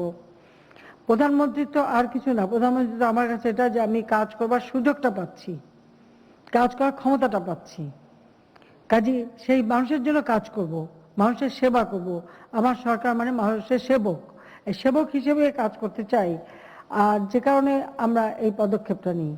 আপনারা জানেন যে 2007 সালে যখন ইমার্জেন্সি ঘোষণা আমাকে গ্রেপ্তার করা হয়, সর্বপ্রথম আমাকেই গ্রেপ্তার করা হয়েছিল। যদিও আমি বিরোধী দলে ছিলাম, তারপর সাধারণত আমাদের দেশে সেটা হয় না। সবসময় দেখা যায় যে ক্ষমতা থাকে, যারা ইমার্জেন্সি দিয়ে আসে তারা ক্ষমতায় যে থাকে তাকেই ধরে, কিন্তু সেবার আমাকে আগে ধরলো। কিন্তু আমি বসে থাকিনি। ওই কারাগারে যখন বসেছিলাম, প্রথম যখন গেলাম, তখনই আমি চিন্তা করলাম যে একদিন না একদিন তো এখান থেকে মুক্তি পাবো, দেশের জন্য কাজ করব। তাহলে কি কাজ করব? তো কোন সালে কি করব? খাদ্য স্বয়ংসম্পদতা অর্জন করা, স্যানিটারি ল্যাট্রিনের ব্যবস্থা করা, স্বাস্থ্য সমস্ত মানুষের জীবনযাপন করা, শিক্ষার হার বাড়ানো, খাদ্য উৎপাদন বাড়ানো থেকে শুরু করে স্বাস্থ্য সেবা দেওয়া, এসব বসে বসে চিন্তা করে করে আমি লিখে রাখতাম। তারপর 2008 যখন মুক্তি পেলাম, নির্বাচন হলো, নির্বাচনী ইস্তেহারে যখন প্রস্তুত করি, তখনই সেই পয়েন্টগুলি সাথে নিয়ে আরো যা যা তখনকার প্রয়োজন সেটা নিয়ে আমরা দিন বদলের সনদ ঘোষণা দিয়ে আমরা বাংলাদেশটাকে এই 2021 সালের মধ্যে অন্তত ক্ষুধা দারিদ্র্যমুক্ত করে গড়ে তুলব, সেই লক্ষ্য নিয়েই কিন্তু আমরা পরিকল্পনা নিতে শুরু করলাম। আমি কৃতজ্ঞতা জানাই বাংলাদেশের জনগণের প্রতি যে তারা আমাদের বারবার ভোট দিয়েছে, আমাদের উপর আস্থা রেখেছে, বিশ্বাস রেখেছে, যে কারণে সেবা করার সুযোগ পেয়েছি। আর একটু একটানা ক্ষমতায় থাকার ফলে আমরা উন্নয়নটা করতে পারছি মানুষের জন্য। আজকে বিদ্যুৎ প্রায় 99% মানুষের ঘরে পৌঁছে গেছে মুজিব বর্ষে। যেহেতু আমরা আমাদের অন্যান্য কোনো কর্মসূচি সম্পন্ন করতে পারিনি, জনসমাগম করে ডিজিটাল পদ্ধতিতে করেছি, কিন্তু বাকি আমাদের লক্ষ্যটা হচ্ছে যে যেহেতু জাতির দেশের মানুষের জন্য কাজ করে গেছে, তাই তার জন্মশতবার্ষিকী এবং 2021 সালের স্বাধীনতা সুবর্ণ জয়ন্তী, এই সুবর্ণ জয়ন্তী এবং জাতির পিতার জন্মশতবার্ষিকী, এই লক্ষ্যটা আমরা সামনে রেখে এই আমাদের এই উৎসব সেটা আমরা এভাবে পালন করতে চাই যে বাংলাদেশে একটি মানুষও গৃহহারা থাকবে না। প্রত্যেকটা মানুষ ভূমিহীন যারা তাদের আমরা ভূমি দেব, ঘর দেব, প্রত্যেকের একটা ঠিকানা দেব, একটি মানুষও ভূমিহীন থাকবে না, গৃহহারা থাকবে না। সেই লক্ষ্য নিয়েই কিন্তু আমরা কাজ করে যাচ্ছি। এবং প্রত্যেক ঘরে ঘরে আলো পৌঁছে দেওয়া, শতভাগ বিদ্যুৎ দিয়ে দেওয়া, যেন মানুষের প্রতিটি ঘর আলোকিত হয় এবং সেইভাবেই বাংলাদেশের মানুষের যেন আর্থসামাজিক উন্নতি হয়, সেই লক্ষ্য নিয়ে আমরা যেমন কাজ করে যাচ্ছি। আর সেই সাথে আরেকটা আমরা আহ্বান করেছি সকলকে প্রচুর পরিমাণে বৃক্ষ লাগাতে। আমরা 1 কোটি বৃক্ষের মানে ঘোষণা দিয়েছিলাম, তার থেকে বেশি আমরা গাছ লাগিয়েছি, কিন্তু এটা আমাদের চলমান রাখতে হবে। অর্থাৎ মুজিব বর্ষ এবং আমাদের স্বাধীনতা সুবর্ণ জয়ন্তীতে আমাদের এটাই লক্ষ্য থাকবে যে আর্থসামাজিক উন্নয়নে বাংলাদেশের মানুষের জন্য কাজ করা। আর সেই কাজ করতে যে শুধু সরকার একা না, যারা যেখানে আছেন তাদেরও নিজ নিজ কিছু দায়িত্ব পালন করতে হবে। প্রত্যেকে আপনার যার যার এলাকা, সেই এলাকার আশেপাশে দেখেন না কোন মানুষটা দরিদ্র আছে, কোন মানুষটা গৃহহারা, কোন মানুষটা কষ্টে আছে। খবর পেলে অবশ্যই তাদের জন্য আমি ঘর করে দেব, তাদের বাসস্থানের ব্যবস্থা করে দেব। আর যাদের সামর্থ্য আছে আপনারা নিজেরাও করে দেবেন। সবাই মিলে যদি আমরা করি, এই দেশটাকে আমরা নিশ্চয়ই এগিয়ে নিয়ে জাতির পিতার স্বপ্নের সোনার বাংলাদেশ করতে পারবো, এ বিশ্বাস আমার আছে। তাই আমি সত্যি ধন্যবাদ জানাই, কারণ আমার দীর্ঘদিন থেকে এটা লক্ষ্য ছিল যে কিভাবে আমরা আমাদের এই ভাতাগুলিকে আমরা ডিজিটাল পদ্ধতিতে মানুষের কাছে পৌঁছে দেবো। আজকে মোবাইল ফোন 2টি কোম্পানির মাধ্যমে দেওয়া হচ্ছে, একটা বোধহয় নগদ আর একটা হচ্ছে বিকাশের মাধ্যমে। তার মধ্যে টাকা চলে যাবে যারা ভাতা পাবেন আপনাদের হাতে সরাসরি। এই পদ্ধতির ফলে সকলেই উপকৃত হবেন। তো এই কাজের জন্য সবাইকে আমি আমার ধন্যবাদ জানিয়ে আমি শুধু এইটুকু বলবো যে আসুন মুজিব বর্ষে আমরা এটাই আকাঙ্ক্ষা করি যে বাংলাদেশের মানুষ ভালো থাকবে, সুস্থ থাকবে, উন্নত জীবন পাবে, জাতির পিতার স্বপ্নের সোনার বাংলাদেশ ইনশাল্লাহ আমরা গড়ে তুলব। একথা বলেই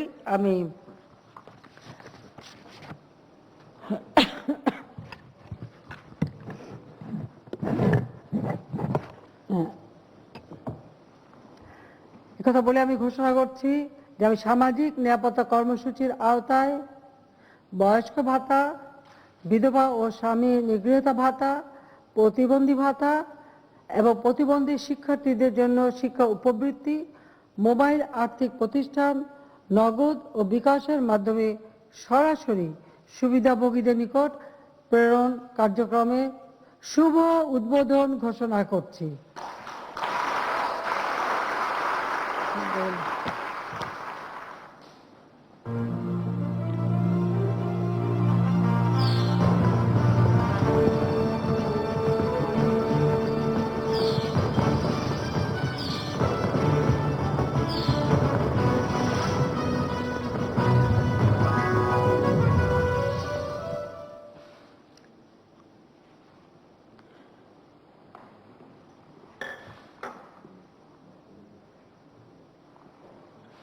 সবাইকে অনেক ধন্যবাদ।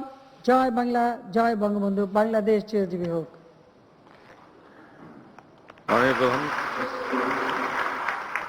মাননীয় প্রধানমন্ত্রী ধন্যবাদ। মাননীয় প্রধানমন্ত্রী যদি সানুগ্রহ অনুমতি দেন, আমাদের 4টি জেলার সঙ্গে আমরা সংযুক্ত হতে চাই যেখানে আমাদের উপর ভোগী আছেন এবং ইতিমধ্যে তারা আপনার মাধ্যমে টাকাও পেয়েছে। প্রথমে আমরা চাঁদপুর জেলা প্রান্তে উপস্থিত জেলা প্রশাসক চাঁদপুর অঞ্জনা খান মজলিসকে অনুরোধ করছি সম্মানিত উপস্থিতির পরিচিতি উপস্থাপনের জন্য। মাননীয় প্রধানমন্ত্রী, আসসালামু আলাইকুম। আমি অঞ্জনা খান মজলিস, জেলা প্রশাসক চাঁদপুর। মাননীয় প্রধানমন্ত্রী, আমি গত 3 জানুয়ারি 2021 খ্রিস্টাব্দ তারিখে চাঁদপুর জেলায় যোগদান করেছি। মাননীয় প্রধানমন্ত্রী, চাঁদপুর জেলায় আমাকে কাজ করার সুযোগ দেন, আপনার প্রতি অতি গভীর কৃতজ্ঞতা এবং আপনার দোয়া প্রার্থনা করছি। মাননীয় প্রধানমন্ত্রী, আজকের এই সভায়, আজকের এই উদ্বোধনী অনুষ্ঠানে চাঁদপুর প্রান্তে উপস্থিত আছেন সংসদ সদস্য চাঁদপুর 2 জনাব নুরুল, উপস্থিত আছেন আমাদের সম্মানিত পুলিশ সুপার, উপস্থিত আছেন জেলা পর্যায়ের কর্মকর্তাবৃন্দ, জেলা পরিষদের সম্মানিত চেয়ারম্যান, জেলা সভাপতি, সাধারণ সম্পাদক, পৌরসভার মেয়র, উপজেলা নির্বাহী অফিসার দক্ষিণ মতলব এবং আমাদের মতলব দক্ষিণের 3 নং খাদেরগাঁ ইউনিয়নের উপকারভোগীগণ। একটু উপকার বলে শুনি না।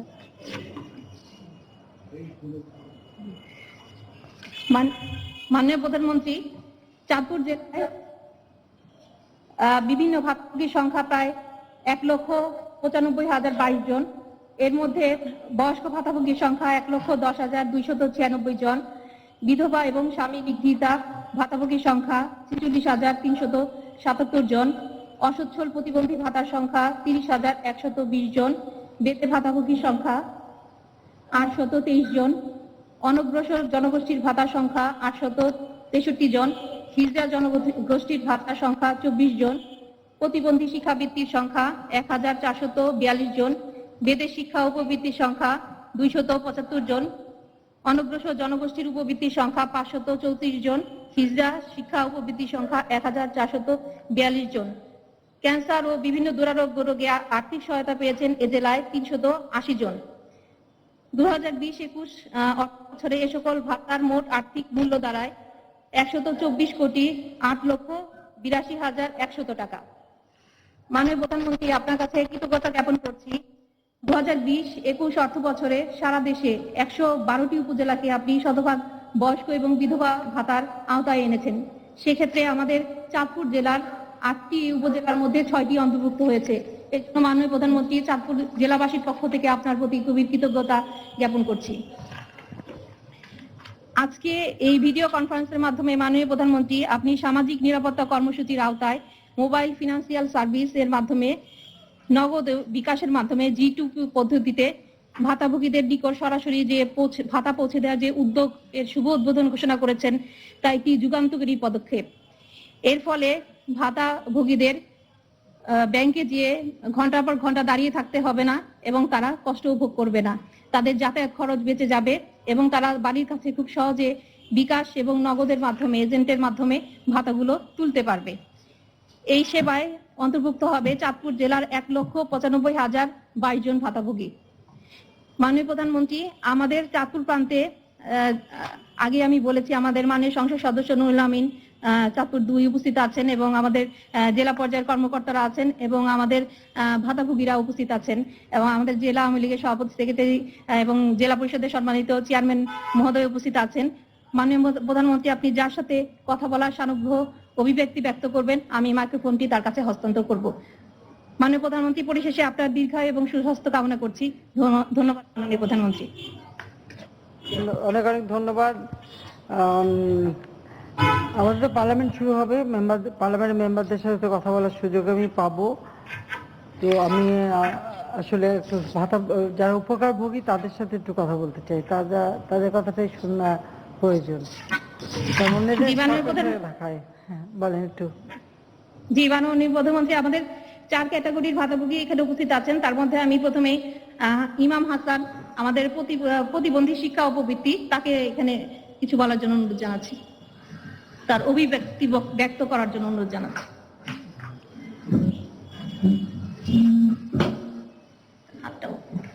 আসসালামু আলাইকুম মাননীয় প্রধানমন্ত্রী, ভালো আছেন? হ্যাঁ, তুমি ভালো আছো তো? জি, আমি মোহাম্মদ ইমান হাসান, আমি শারীরিক প্রতিবন্ধী, আমি শিক্ষা উপবৃত্তি প্রতিবন্ধী পেয়ে আসতেছি। আর সবকিছু আপনার একান্ত প্রচেষ্টায়, আপনার অনুদানে আমি উচ্চশিক্ষা অর্জন করতে পারতেছি। আপনার সহযোগিতা না পেলে হয়তো আমি উচ্চশিক্ষা অর্জন করতে পারতাম না। আপনার সহযোগিতা করার জন্য অনেক অনেক অসংখ্য ধন্যবাদ। মাননীয় প্রধানমন্ত্রী, আপনার উপবৃত্তি শিক্ষা টাকাগুলো আনতে ব্যাংকে যাইতে হতো, ওদের অনেক অসুবিধা হইতো, যাতায়াত ব্যবস্থা বাড়ার প্রয়োজন হইতো। এখন আপনি নগদ অ্যাকাউন্টের মাধ্যমে আমাদের হাতে হাতে টাকা পৌঁছে দিচ্ছেন এবং আমরা ঘরে বসে টাকা পাবো, যখন ইচ্ছে তখন টাকা উত্তোলন করতে পারবো। এতে আমরা অনেক খুশি। আপনাকে হাজার কোটি সালাম জানাই এবং ধন্যবাদ। মাননীয় প্রধানমন্ত্রী, আপনি আমাদের দেশের একটি উজ্জ্বল নক্ষত্র।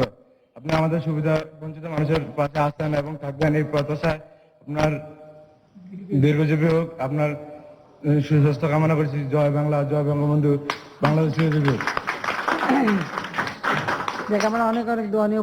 মোবাইল ফোন আছে তো সাথে? জি জি জি জি, আচ্ছা, খুব ভালো। না না দেখা লাগবে না ঠিক আছে।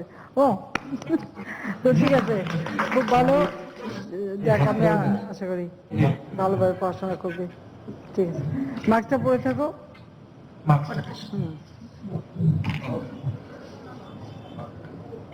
আমার আশেপাশে কেউ নাই, সেই জন্য আমি না পড়লে চল, অনেক দূরে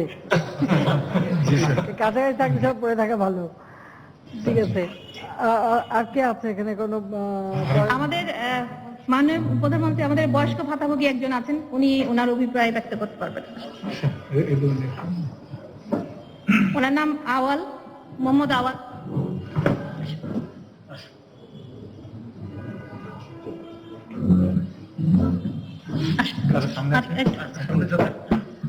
ওয়ালাইকুম আসসালাম। ভালো আছেন? ভালো থাকার কামনা। আমি আবার শেখ বলছি। আমি আবার শেখ বলছি, এই বার্তায় খুব সাহায্য হয়েছে, আমার খুব উপকার পাইছি। আমার যে মোবাইলে দিছে লদানের অ্যাকাউন্টে, এটা খুব সুবিধে। ব্যাংকে দাঁড়িয়ে থাকতে পা ধরে দিত, পাই যায় না, গাইলে দাঁড়িয়ে এর মধ্যে খুব ইয়ে হয়েছে। আমরা এটা খুব সুবিধে জানে, আমরা ঘরও বিয়ে টাকা পাবো। আমরা শুকুর আলহামদুলিল্লাহ। আমরা আল্লাহ হয়দায়ত করুক, লাখ বছর বাচ্চা থাকেন। সালাম আলাইকুম। আবার ভালো থাকেন, সে দোয়া করি।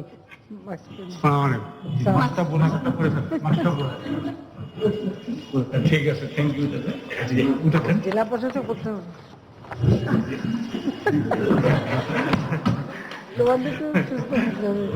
তো ঠিক আছে। আমার মনে হয় চাঁদপুরে অনেক ধন্যবাদ। আর আমাদের আমরা একটু অন্য জেলায় যাই, আর আমাদের দলের নেতারাও আছে, বলবো সব দিকে একটু খেয়াল রাখবেন যেন এরা সবাই পায়। তো আমরা এখন ধন্যবাদ মাননীয় প্রধানমন্ত্রী, আমরা অন্য জেলায় যাচ্ছি। চাঁদপুর জেলা প্রান্তকে ধন্যবাদ জানিয়ে আমরা এবার পিরোজপুর জেলা প্রান্তের সঙ্গে সংযুক্ত হব। জেলা প্রশাসক পিরোজপুর জনাব মোহাম্মদ আবু আলী মোহাম্মদ সাজ্জাদ হোসেনকে সম্মানিত উপস্থিতির সঙ্গে পরিচিত করার জন্য অনুরোধ করছি।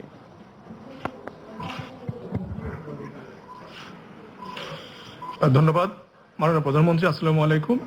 বক্তব্যের শুরুতে আমি স্মরণ করছি হাজার বছরের শ্রেষ্ঠ বাঙালি ইতিহাসের মহানায়ক, স্বাধীনতার মহান স্থপতি জাতিপিতা বঙ্গবন্ধু শেখ মুজিবুর রহমানকে। আমি আরো স্মরণ করছি মহান মুক্তিযুদ্ধে নিহত 30 লক্ষ শহীদ ও 2 লক্ষ মা বোনকে। আমি স্মরণ করছি 1975 সালের 15 আগস্ট কালো রাতে শাহাদত বরণকারী বঙ্গবন্ধু শেখ মুজিব সহ সকল শহীদকে। মাননীয় প্রধানমন্ত্রী, সামাজিক নিরাপত্তা কর্মসূচির আওতায় পিরোজপুর জেলার 2,60,000 পরিবারের মাঝে 1,05,000 পরিবার বিভিন্ন প্রকার ভাতা পাচ্ছেন। মাননীয় প্রধানমন্ত্রী, পিরোজপুর জেলার 7টি উপজেলার মধ্যে 6টি উপজেলায় শতভাগ বয়স্ক এবং বিধবা স্বামী নিগৃহীতগণ এবছর থেকে ভাতা প্রাপ্ত হবেন। মাননীয় প্রধানমন্ত্রী, ভাতাভোগীগণকে এতদিন ভাতা উত্তোলনের জন্য ব্যাংকে যেতে হতো। আপনার কল্যাণে, আপনার ডিজিটাল বাংলাদেশের কল্যাণে এবছর থেকে তারা নিজের বাড়িতে বসেই বিকাশের মাধ্যমে, মোবাইল ব্যাংকের মাধ্যমে তারা ভাতা প্রাপ্ত হবেন। মাননীয় প্রধানমন্ত্রী, আজকের এই ভিডিও কনফারেন্সিং এ আমাদের এই প্রান্তে মাননীয় মন্ত্রী জনাব শামা রেজাউল করিম উপস্থিত রয়েছেন। এছাড়া পুলিশ সুপার, সিভিল সার্জন, পৌরসভার সম্মানিত মেয়র এবং বাংলাদেশ আওয়ামী লীগ পিরোজপুর জেলা শাখার সম্মানিত সাধারণ সম্পাদক সহ জনপ্রতিনিধি, রাজনৈতিক নেতৃবৃন্দ এবং সরকার মধ্যে উপস্থিত রয়েছেন। মাননীয় প্রধানমন্ত্রী, এছাড়া আরো ভাতাভোগীগণ উপস্থিত রয়েছেন 4 ক্যাটাগরির। মাননীয় প্রধানমন্ত্রী, আপনি তার সাথে কথা বলতে সানুগ্রহ অভিভাবক ব্যক্ত করবেন, আমি তার সাথে সংযুক্ত করতে পারি। আমার ভাই একদিন উপকার ভোগীকে দেন, তাহলে আমি বুঝতে পারবো তার মনের কথা। মন্ত্রী, এমপি, তারপর আমাদের দলের লোকের সাথে আমার কথা হওয়ার সুযোগ হয়, কিন্তু যারা উপকার ভোগী তাদের কথা শোনা দরকার। মাননীয় প্রধানমন্ত্রী, আমাদের মাঝে একজন বিধবা ও স্বামী নিগৃহীতা মহিলা আছেন, যার নাম সুফিয়া বেগম। আমি তাকে বক্তব্য রাখার জন্য জি বসে বলেন। আপনি জেলা প্রশাসক করেন আপনার এটা? হ্যাঁ, আসসালামু আলাইকুম মাননীয় প্রধানমন্ত্রী। আসসালামু আলাইকুম। ওয়ালাইকুম আসসালাম। ভালো আছেন? ভালো আছি, আপনি ভালো আছেন? জি, আপনি? আলহামদুলিল্লাহ। আমার নাম মোসাম্মদ সুফিয়া বেগম। আমি বিধবা ভাতা পাচ্ছি। আপনার দেওয়া 500 টাকা প্রতি মাসে বিধবা পাচ্ছি। এতে আমার খুব উপকার হচ্ছে। মাননীয় প্রধানমন্ত্রী এ টাকা তুলতে আগে ব্যাংকে যাওয়া লাগতো, তখন আমাদের কষ্ট হতো। এখন আমরা বিকাশের মাধ্যমে ঘরে বসে টাকা পাচ্ছি, আমরা খুব আনন্দিত। মাননীয় মন্ত্রী, আপনি দোয়া করবেন যেন আমরা জাতির পিতা স্বপ্নে সোনার বাংলা গড়ে তুলতে পারি। আচ্ছা, আলহামদুলিল্লাহ। মাননীয় মন্ত্রী, আমরা পিরোজপুরের গর্ব মন্ত্রীকে সবসময় কাছে পাই। মাননীয় মন্ত্রী, আপনি দুনিয়াতে আপনি ছাড়া আমাদের ও বিধবাদের দেখার কেউ নাই। পিরোজপুরের আপনার কল্যাণে পিরোজপুরে সবাই বাতা পাচ্ছি। আমি নামাজ পড়ে আপনার জন্য দোয়া করি, আপনি আমাদের জন্য দোয়া করবেন। তাকে ধন্যবাদ, আপনি সুস্থ থাকুন। আসসালামু আলাইকুম। জি, ওয়ালাইকুম আসসালাম। আপনারা ভালো থাকেন, সুস্থ থাকেন, সেই দোয়া করি। পোলাপান নিয়ে ভালো থাকেন, সেই চাই। জয় বাংলা, জয় বঙ্গবন্ধু। জয় বাংলা, জয় বাংলা।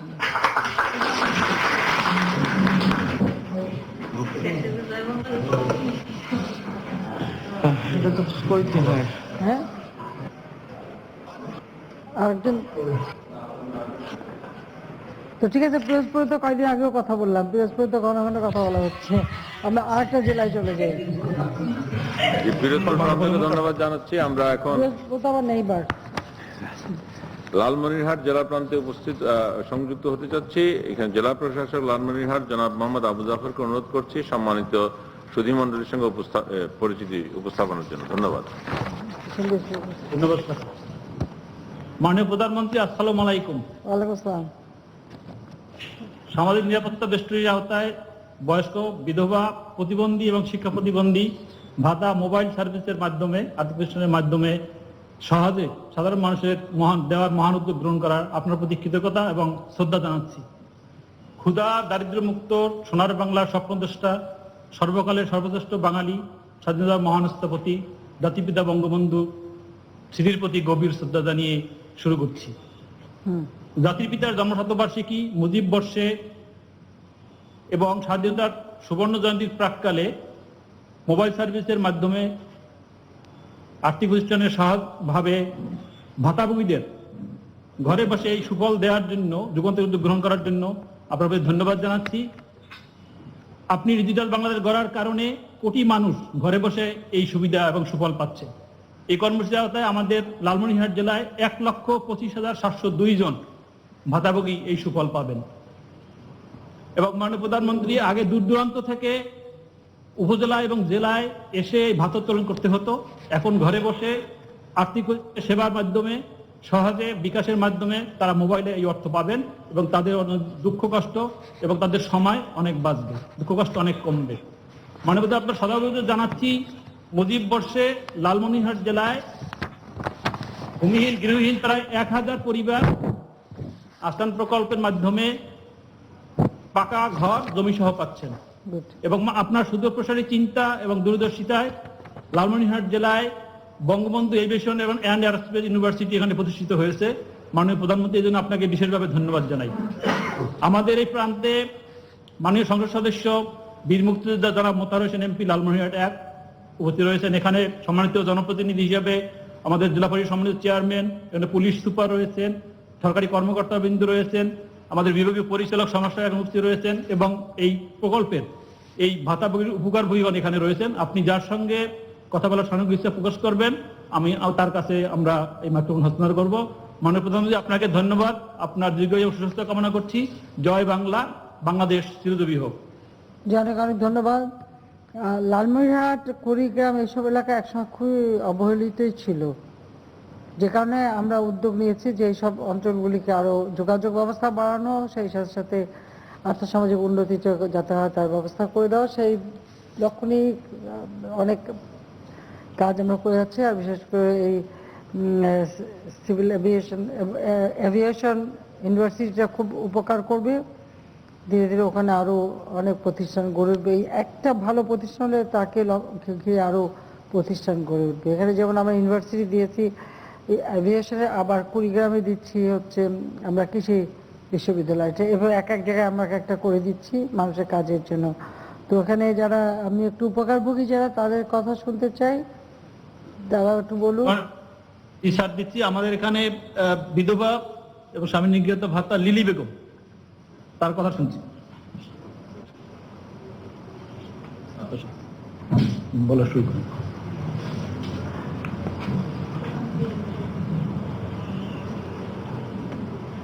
বিসমিল্লাহির রহমানির রহিম।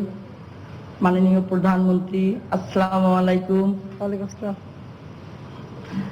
লালমনিরহাট জেলা কালীগঞ্জ থানা থেকে দিদি বলতেছি। 5 বছর হয় স্বামী মারা যাওয়ার, এক ছেলে এক মেয়ে নিয়ে অনেক কষ্টে অনেক দিন আমার চলে যায়।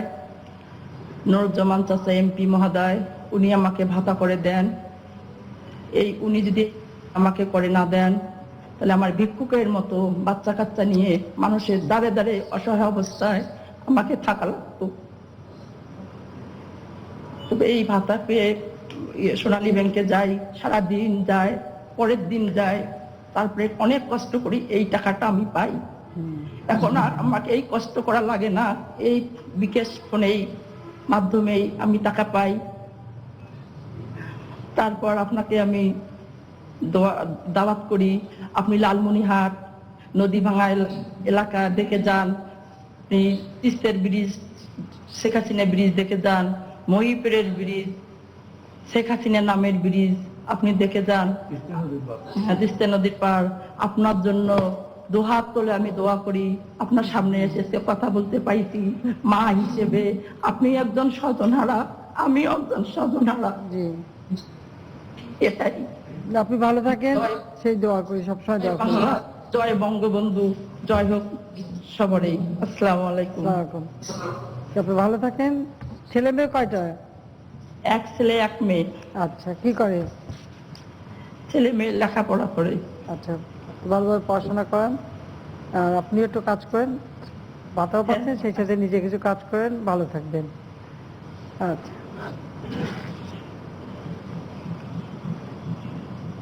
আর লালমনিরহাটের আমরা পুরো পরিবর্তন করে দেবো। আমার এভিয়েশন এবং এয়ারস্পেস ইউনিভার্সিটি হলে ওখানকার অবস্থাই বদলে যাবে। একসময় ওখানে আমরা প্লেন ট্রেন তৈরি করব, কোনো চিন্তা নাই। তো ভালো থাকেন আপনারা। আচ্ছা, লালমনির পক্ষ থেকে আপনাকে অসংখ্য ধন্যবাদ। মানে প্রধানমন্ত্রী, আমাদের চেয়ারম্যান সাহেব কই? জেলা পরিষদের মতিউর রহমান।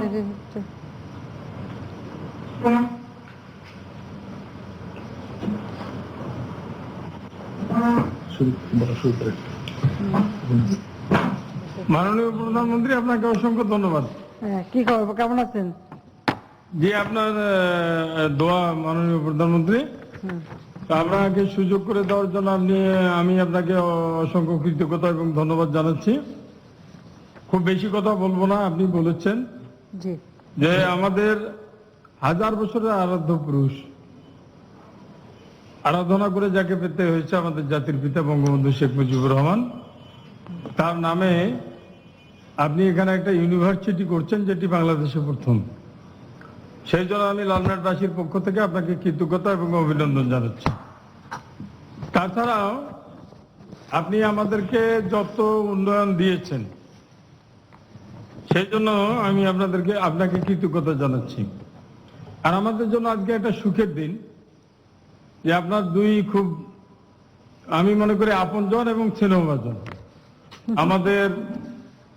আমাদের সমাজ কল্যাণ মন্ত্রী মহোদয়, যিনি অত্যন্ত কাব্যিকভাবে কথাগুলো বললেন, তিনি আর এই প্রান্তে উপস্থিত আছেন আরেকজন আপনার স্নেহভাজন বীর মুক্তিযোদ্ধা জনাব মোতাহার হোসেন এমপি মহোদয়। তাদের প্রচেষ্টায় এখন কিন্তু লালমনিরহাটের মানুষ আর বলে না ক্ষুধার রাজ্যে পৃথিবী গদ্যময়, পূর্ণিমার চাঁদ যেন জলছানো রুটি,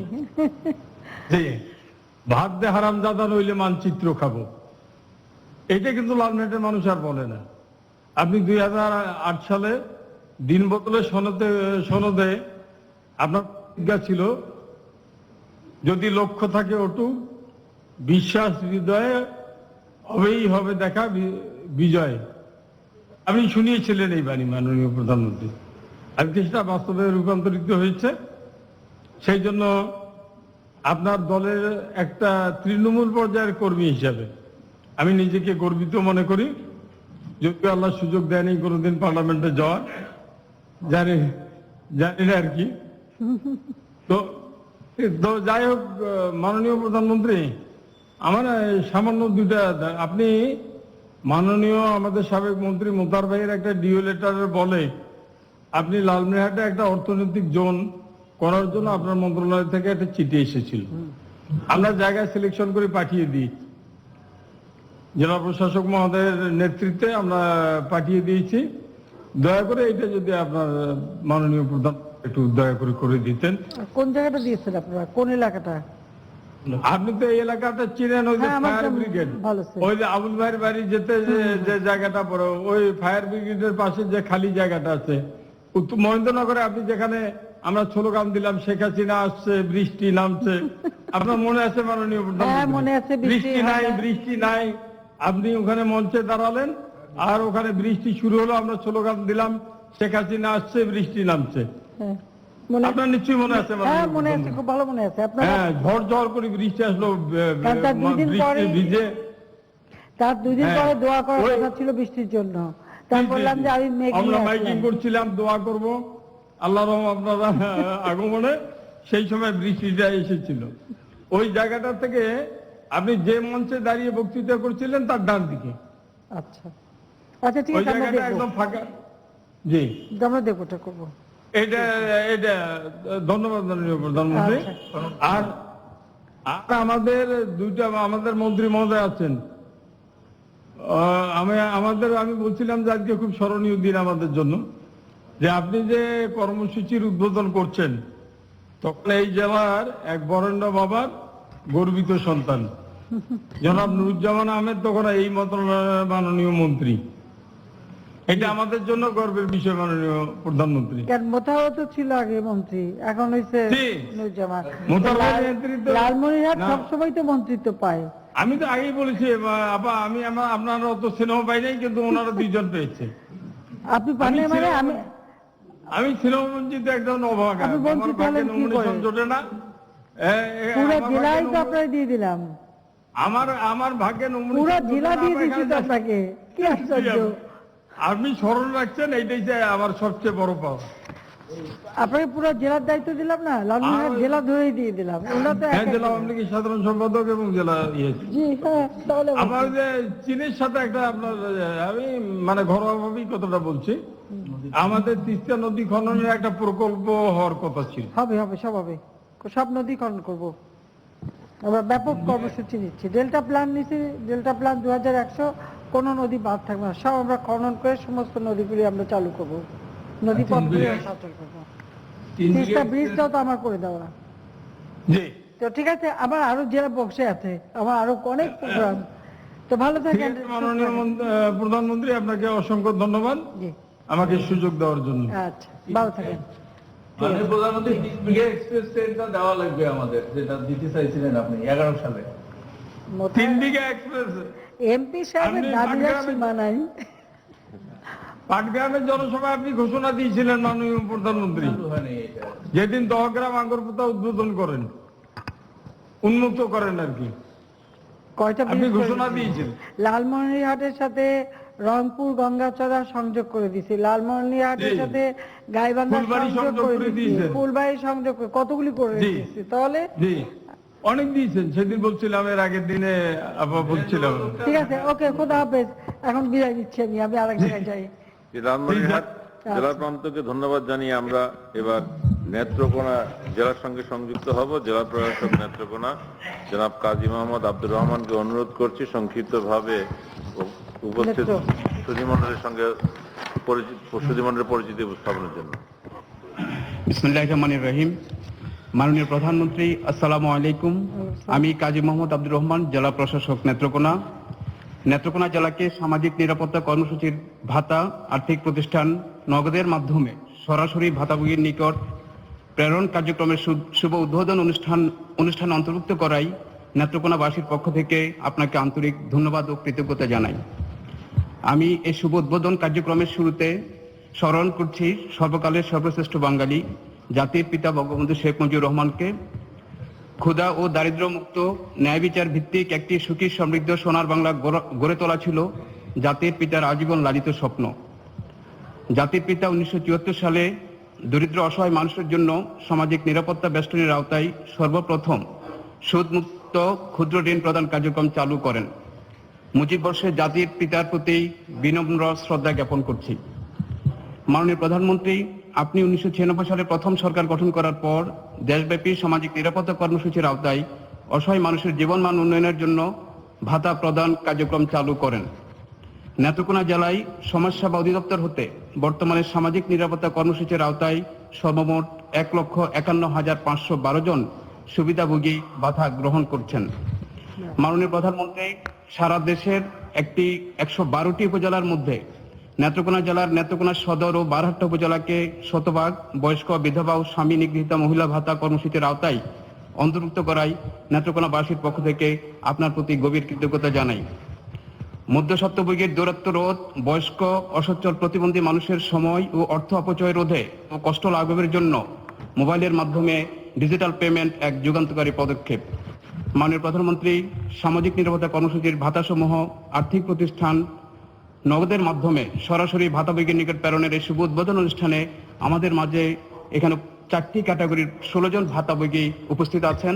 এছাড়া জেলা প্রশাসক সম্মেলন কক্ষে উপস্থিত আছেন জনাব অসীম কুমার উকিল, মাননীয় সংসদ সদস্য, জনাব হাবিবুর রহমান খান শেফালি, মাননীয় সংসদ সদস্য, ডক্টর রফিকুল্লাহ খান, উপাচার্য শেখ হাসিনা বিশ্ববিদ্যালয়, জনাব প্রশান্ত কুমার রায়, চেয়ারম্যান জেলা পরিষদ নেত্রকোনা, জনাব তফসির উদ্দিন খান, চেয়ারম্যান উপজেলা পরিষদ, police super, civil surgeon, Bangladesh মুক্তিযুদ্ধ কমান্ড নেত্রকোনা জেলা কমান্ডের সাবেক কমান্ডার, সভাপতি বার নেত্রকোনা জেলা, অন্যান্য রাজনৈতিক নেতৃবৃন্দ, সাংবাদিকবৃন্দ, সুশীল সমাজের প্রতিনিধিবৃন্দ ও সরকারি কর্মকর্তাবৃন্দ। মাননীয় প্রধানমন্ত্রী, আপনি সদ ইচ্ছা পোষণ করলে এখানে উপস্থিত উপকারভোগী, জনপ্রতিনিধি, রাজনৈতিক নেতৃবর্গ ও সরকারি দপ্তরের প্রধানগণের মধ্য থেকে যে কারোর সাথে আমি মাইক্রোফোন হস্তান্তর করব। মাননীয় প্রধানমন্ত্রী, আপনার সদ অভিপ্রায় অনুযায়ী। অনেক অনেক ধন্যবাদ আপনাকে। আমি একটু উপকারভোগীর কাছ থেকেই শুনি তারা কি চায়। আমাদের এমপি, আমার পার্টির নেতা, তাদের সাথে কথা হয়, আপনাদের সাথেও দেখা হয়, কথা হয় প্রশাসনে। তো আমার উপকারভোগীদের কথা, তাদের অনুভূতিটা জানতে চাই। মাননীয় প্রধানমন্ত্রী, আমাদের এখানে উপস্থিত উপকারভোগীদের মধ্যে প্রতিবন্ধী ক্যাটাগরিতে ভাতাপ্রাপ্ত জনাব মোহাম্মদ শহীদ মিয়া তার অনুভূতি ব্যক্ত করবেন। আমি জনাব শহীদ মিয়াকে তার অনুভূতি ব্যক্ত করার জন্য অনুরোধ জানাচ্ছি। একজন দৃষ্টি প্রতিবন্ধী মাননীয় প্রধানমন্ত্রী। আসসালামু আলাইকুম। মাননীয় প্রধানমন্ত্রী শেখ হাসিনা, জাতির পিতা বঙ্গবন্ধু শেখ মুজিবের কন্যা, আপনাকে আন্তরিক শুভেচ্ছা ও ধন্যবাদ জানাই। আমি একজন দৃষ্টি প্রতিবন্ধী। সকল প্রতিবন্ধীকে ভাতাভুক্ত করেছেন, এজন্য আমরা অনেক আনন্দিত এবং খুশি আপনার প্রতি।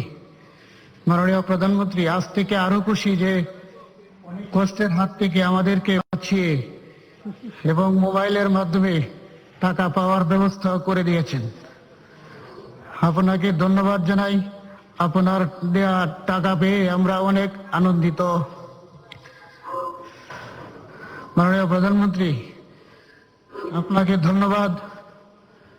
জি, আপনাকে অনেক অনেক ধন্যবাদ। আমি খুশি হলাম যে আপনি টাকা পাচ্ছেন। মাননীয় প্রধানমন্ত্রী, আপনার জন্য দোয়া করি আল্লাহর কাছে, আপনাকে সুস্থ রাখেন, ভালো রাখেন, অনেক দিন যেন আরো বাঁচিয়ে রাখেন। আপনার দেয়া টাকা পেয়ে আমরা অনেক উপকার হয়ে থাকি। দেখ, আমি খুশি হলাম যে অন্তত এই টাকাটা আপনার কাজে লাগছে। আপনি ভালো থাকেন, সেই দোয়া করি। জি মাননীয় প্রধানমন্ত্রী, আসসালামু আলাইকুম। ওয়ালাইকুম আসসালাম।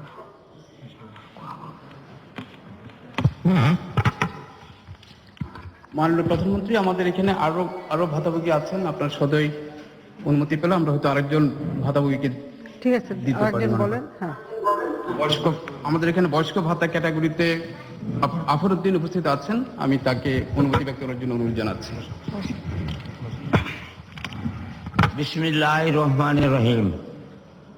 আসসালামু আলাইকুম মাননীয় প্রধানমন্ত্রী। ওয়ালাইকুম আসসালাম। আমরা এই যে বয়স্ক ভাতা পায়া আমরা অনেক শান্তিতে চলতে পারি। এখন আগে বিরাট কষ্টে আসলাম, আমার পানটোলা মানুষ সবই, কেননা বৃদ্ধ হইলে মানুষ অকেজো হয়ে যায়, পোলা মানে ভালোবাসে না। এখন এই চা পাওয়ার পূর্বে থেকে আমাকে খুব বাসনা করে। আর নাতি এই যে নাতিরা আসে স্কুলে যাওয়ার সময় আমাকে 5টি টাকা দাও, আমি 5টি টাকা দিই। এরা খুশি হয়ে যায়। এর জন্য আপনাকে আমি ধন্যবাদ দেই মাননীয় প্রধানমন্ত্রী। আরো একটা খুশি, আমরা রোদ দিয়ে দাঁড়ায় থেকে মেঘে ভিজিয়া এই টাকা আনতাম, বিরাট কষ্ট হইতো। এখন যে আপনি আমরা দিয়েছেন ঘরে বসে আমরা এই টাকা পাইব, এর জন্য আমরা ধন্যবাদ দিই। আপনি আজীবন পর্যন্ত প্রধানমন্ত্রী হিসাবে আমরা বুকের মাধ্যমে মিশে থাকেন। আসসালামু আলাইকুম। ওয়ালাইকুম আসসালাম। আমি খুব খুশি হলাম, আপনি ভালো থাকেন সেই দোয়া করি। আমি জানি যে সমাজে একসময় বয়োবৃদ্ধদের কারো কাজে লাগে না, তো সেই জন্য আমি এই ভাতার ব্যবস্থা করে দিয়েছি। সেই 96 সালে সরকার আসার পর হাতে একটু টাকা থাকলে পরে তখন সবাই একটু ভালো চোখে দেখে। তো আপনি ভালো থাকেন সেই দোয়া করি। আচ্ছা, তো ঠিক আছে, আমার মনে হয় আমরা শেষ করি একটু, কারণ আমাদের অনেক প্রোগ্রাম আজকে। মাননীয় প্রধানমন্ত্রী, আপনাকে আবারও অশেষ ধন্যবাদ ও কৃতজ্ঞতা জানাই। অনেক ধন্যবাদ। আমরা অনুষ্ঠানের শেষ পর্যায়ে উপনীত হয়েছি। মাননীয় প্রধানমন্ত্রীর সানুগ্রহ অনুমতিক্রমে অনুষ্ঠানের সমাপ্তি ঘোষণা করছি। উপস্থিত সকলকে ধন্যবাদ। জয় বাংলা।